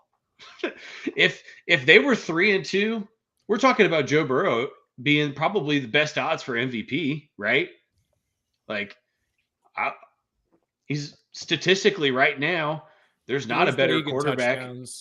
Yeah, 6 in yards, first in completion percentage, like number 1 in quarterback rating, right? Like all these, he's putting up some big numbers. And, I talked to Bobby on the phone about this when, I was making a long drive back from Lexington to Cincinnati. And I was like, it's hard for one guy to put 52 people on their back. It can't be that way. And I don't want to see him be in a position where that's his necessity. Right. There should never be a situation where your offense has to score 40 points and you're like, ah, shit, I hope we win.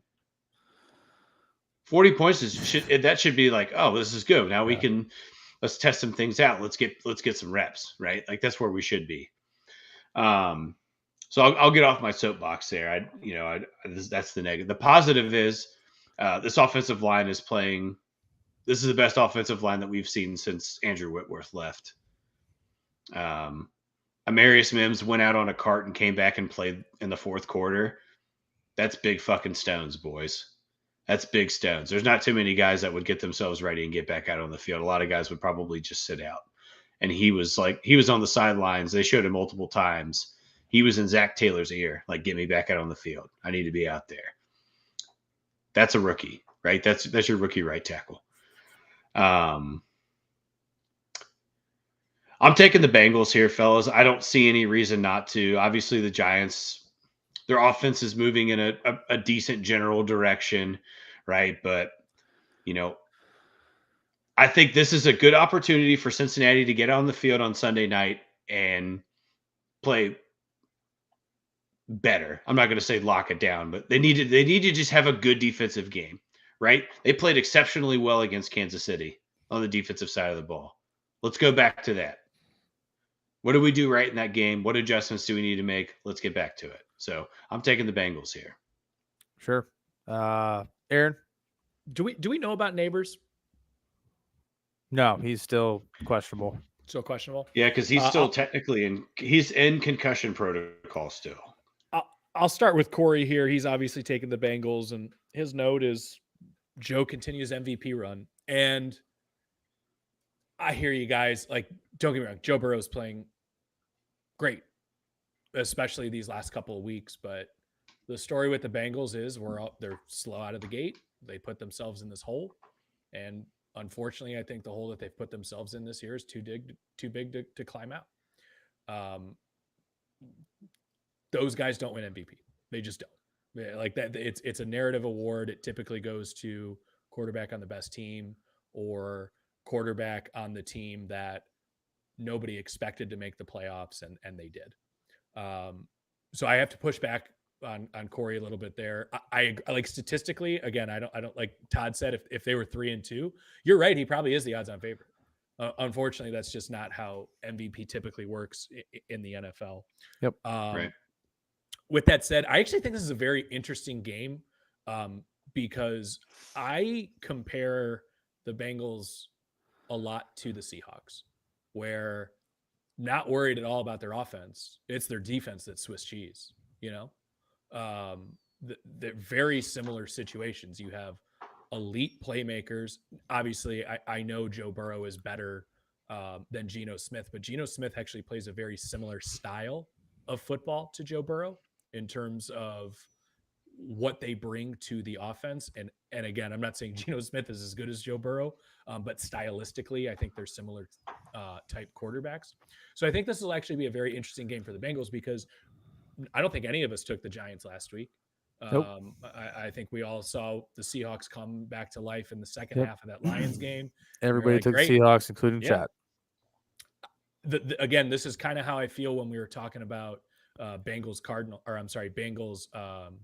Panthers, where I can't believe we're drawing this out in terms of how we're making our picks. Of this should be a no-brainer, right? Like the Bengals are on offense, and Todd, you took it, and as you should, as it's your team, but that was going to be my biggest point. Is last week. That to me, that loss, obviously the defense is a huge part, but that's on Taylor. You can't get that turnover in that situation. And if Joe Burrow is an MVP candidate, which again he is, how do you not put the ball in his hands? I know the statistics. McPherson can hit that with his eyes closed, but the one thing I do know is the closer you get to those uprights, the higher the percentage goes. And it just seemed like it seemed like they got that turnover and were like, oh, we did it. And then failed to do the rest. And I can't believe they ran the ball 3 times in a row. That is inexcusable, at least in terms of how this team wins. And Todd, you said it, throw that ball on second down. And if you got to run a halfback draw on third, or, it's not like you're getting any further or closer. I just think that was inexcusable play calling. That's terrible coaching. And it's unfortunate because you're right. That's a game the Bengals should have won. And I'm just really shocked that was how they decided to, in overtime, right? I get it. Field goal wins it, but they were playing that game like it was a 40-yard field goal. And it was just bad look from where I was sitting. With all that being said, I'm obviously taking the Bengals here. They're the better team than the Giants. But I think what we saw with the Giants last week in Seattle will be interesting, because I don't think the Giants are as bad of a team as we thought preseason, but I still don't think they're a playoff team. Yeah. With all of that being said, the Bengals, if they want to even remotely have a chance of being in the conversation at the end of the season, they're going to have to win probably 5-6 games in a row, and get back on the plus side of 500. You got to start this week, so I'm definitely taking the Bengals here.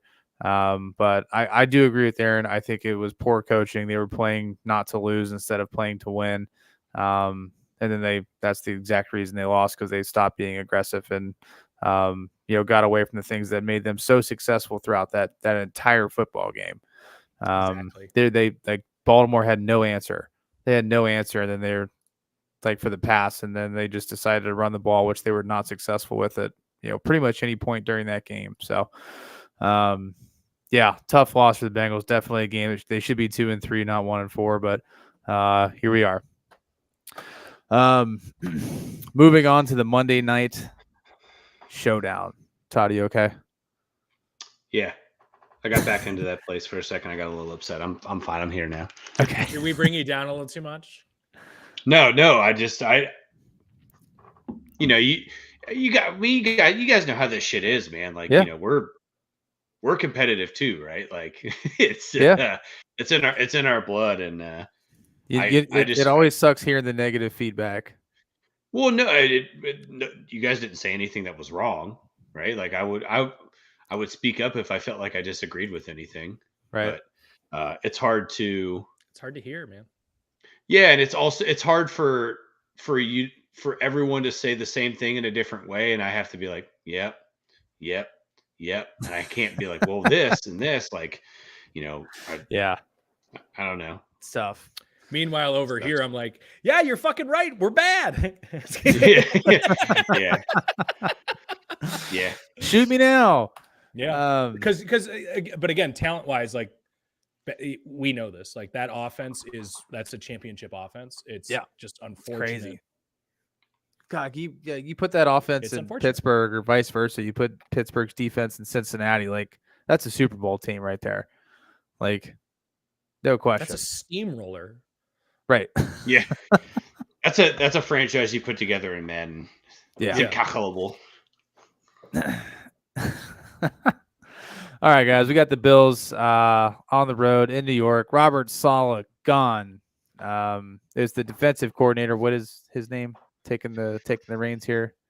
Sorry, I his think it name. starts with His name's starts with a escaping Z, me. I think, right? Yeah, I'll It's like find it real quick. Zoltman or Zoloman. Hopefully- Samsonite. Maybe. Yeah, I don't know. Jets. Not sounding good for the new coach bump though. Then I guess. Yeah. Why is it not popping up? It's Aaron Rodgers, guys. New York That's the new Post. coach. Here we go. God, it's so bright. Who the fuck is it? Da da da da. The shaman that gave Aaron Defensive Rodgers- coordinator Jeff Ulbrich. Ulbrich. Yeah. I knew it was Jeff Ulbrich. Duh. European. They picked him up in London and brought him back. Yeah. Said, "Here, you coach the team. It can't get much worse." Well, I couldn't give it to Nathaniel Hackett. We know what his track record is of being a head Yeah. coach. Yeah, no, that's he already had his trial, and as Aaron alluded to earlier, great coordinator, terrible coach. Well, shit. Maybe Aaron Rodgers would get an office in that Jets clubhouse. That's what he did for Russell in Denver, right? Didn't he give Russell his own office? Something ridiculous. I don't know. I'm pretty sure that's what happened. Sounds he gave him an right. office in the clubhouse. That sounds right. Yeah. That for him to do his lunges and Well, no, it's for people to fucking change out his lithium ion batteries so nobody would see it because he's a fucking robot. That makes more sense. Yeah, gotta have a Who you guys got in private this dressing one? room. man, this is a tough one, dude. It's a divisional game, and just strictly off vibes, I'm taking the Jets here. Teams really Your own vibes. yes. Okay. Teams really usually teams respond well to a coach being fired, and I think we've seen that over the last few seasons. Like when Matt Rule got let go, the Panthers fucking clapped cheeks the next week. When Antonio Pierce got named head coach last year, they rolled. Like there's always a huge culture shift when a coach is fired, and obviously Robert Saleh. He did not have a hold of that locker room in any way, shape, or form.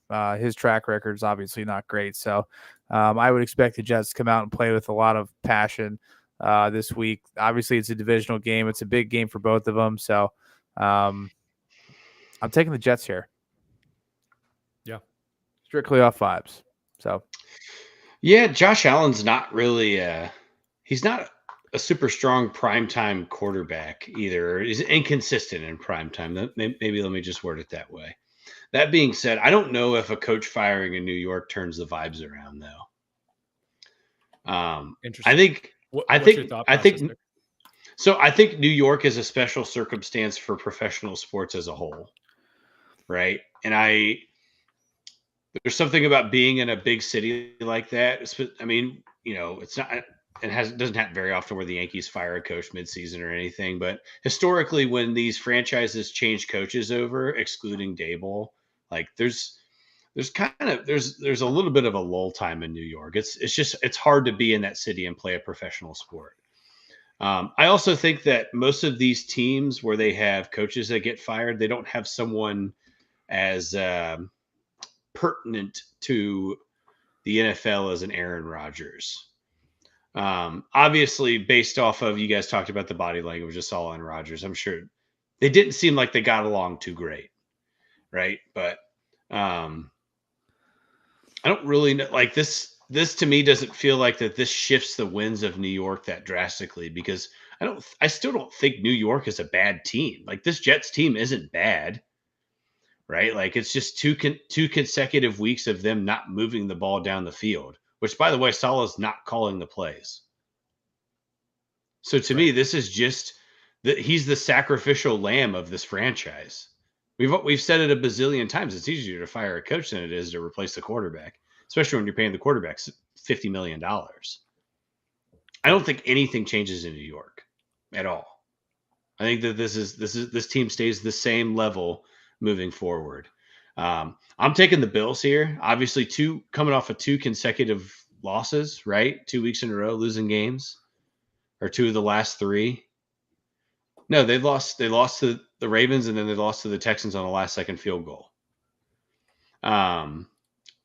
Turns out Josh Allen did not have a concussion. Everybody thought he had a concussion. No concussion. He's practiced, full participant. No issues there. He's going to get Khalil Shakir back this week. I think that was a piece that he was kind of missing within that game last week, of someone that he can just kind of get the ball to get to the first down marker. As weird as it is, a slot receiver in that offense, just it kind of makes things run.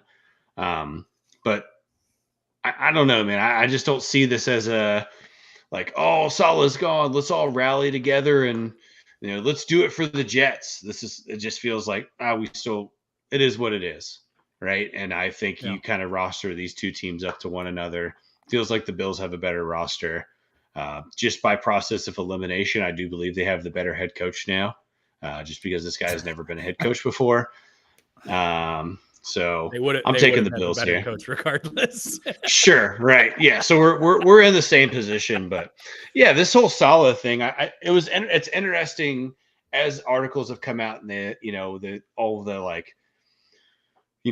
what's all the circumstances behind it. I think this is just where it's a different group leading leading the franchise that's making decisions, and this was just an easy. There had been issues with Saleh in the front office previously. It even kind of got highlighted when they were on Hard Knocks that, there were some disagreements, and now we're seeing the fruits of that. Roger that. Yeah. Aaron, who's Corey got and your pick? So I'll give Corey's first, and I'm glad we had Todd go first. Corey's got the Jets, and he says his blurb in quotations is galvanize. Todd will say this word. And I was just on bated breath on every word Todd was saying. I was like, say galvanize, say galvanize. I think you said pertinent. And I was like, oh, he's about to say it. And he said pertinent. And I was like, oh, damn it. That's good. I don't know what he is, but I was, yeah. He is almost right. It did trickle into my brain. Oh, that's so funny. It would have been galvanizing for the Jets, and I don't believe that happened. So just because I'm sitting here with the word, I was just really watching you talk creepily, probably if we play it back where I'm like, oh, is he going to say it? Oh, he's going to say it. Good guess on his part, though. Yeah, good guess. So Corey's got the Jets. I'm just going to kind of echo a little bit of what Todd said without going too far to rehash it. But this was my thought.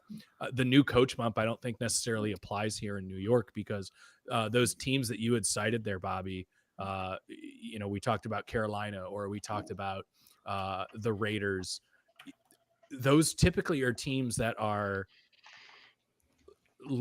like younger teams, just to be quite frank, like who are like, all right, we're gonna now play up because we have a new coach who's being brought in here. We can play loose, we can play fun. I don't think the Jets are going to be playing loose at all because of a new coach that's coming in there. This was basically like a last ditch effort of trying to right the ship for the season. And a point that I didn't even have in my head that Todd also mentioned was just the fact that they are in New York. I think it is a little bit different, at least in terms of the level of scrutiny that they're under, as opposed to something like Carolina dumps their coach. Hey, we're having fun this week. Finally, this person's gone and we have a new voice in the locker room. I still think it's ultimately the same voices that are leading the conversations in the Jets locker room. I'm taking the Bills as well. I'm still low on the Jets. I don't necessarily think Saleh makes that big of a difference, but yeah, Todd, I think you're dead on there. And those were the points I was going to make too. Yeah, and Vegas is always so coked out that they don't even, I'm sure most of the people that lived in Las Vegas didn't even realize that there was a professional football team there. Yeah. Too many vendors. Absolutely. Way too many vendors. All right, everybody. As always, thank you so much for swinging through. Ariel, stay safe down there. I know the storm is probably absolutely getting ready to get hot and heavy where you're at. So please be safe. We'll be checking in on you. For everybody who's got family members down there, obviously, make sure you're communication with them. Make sure they're all doing well, and we'll kind of ride it out from there. And if you can, make sure that TV's on Saturday, because college football is going to be fucking hot this weekend, boys.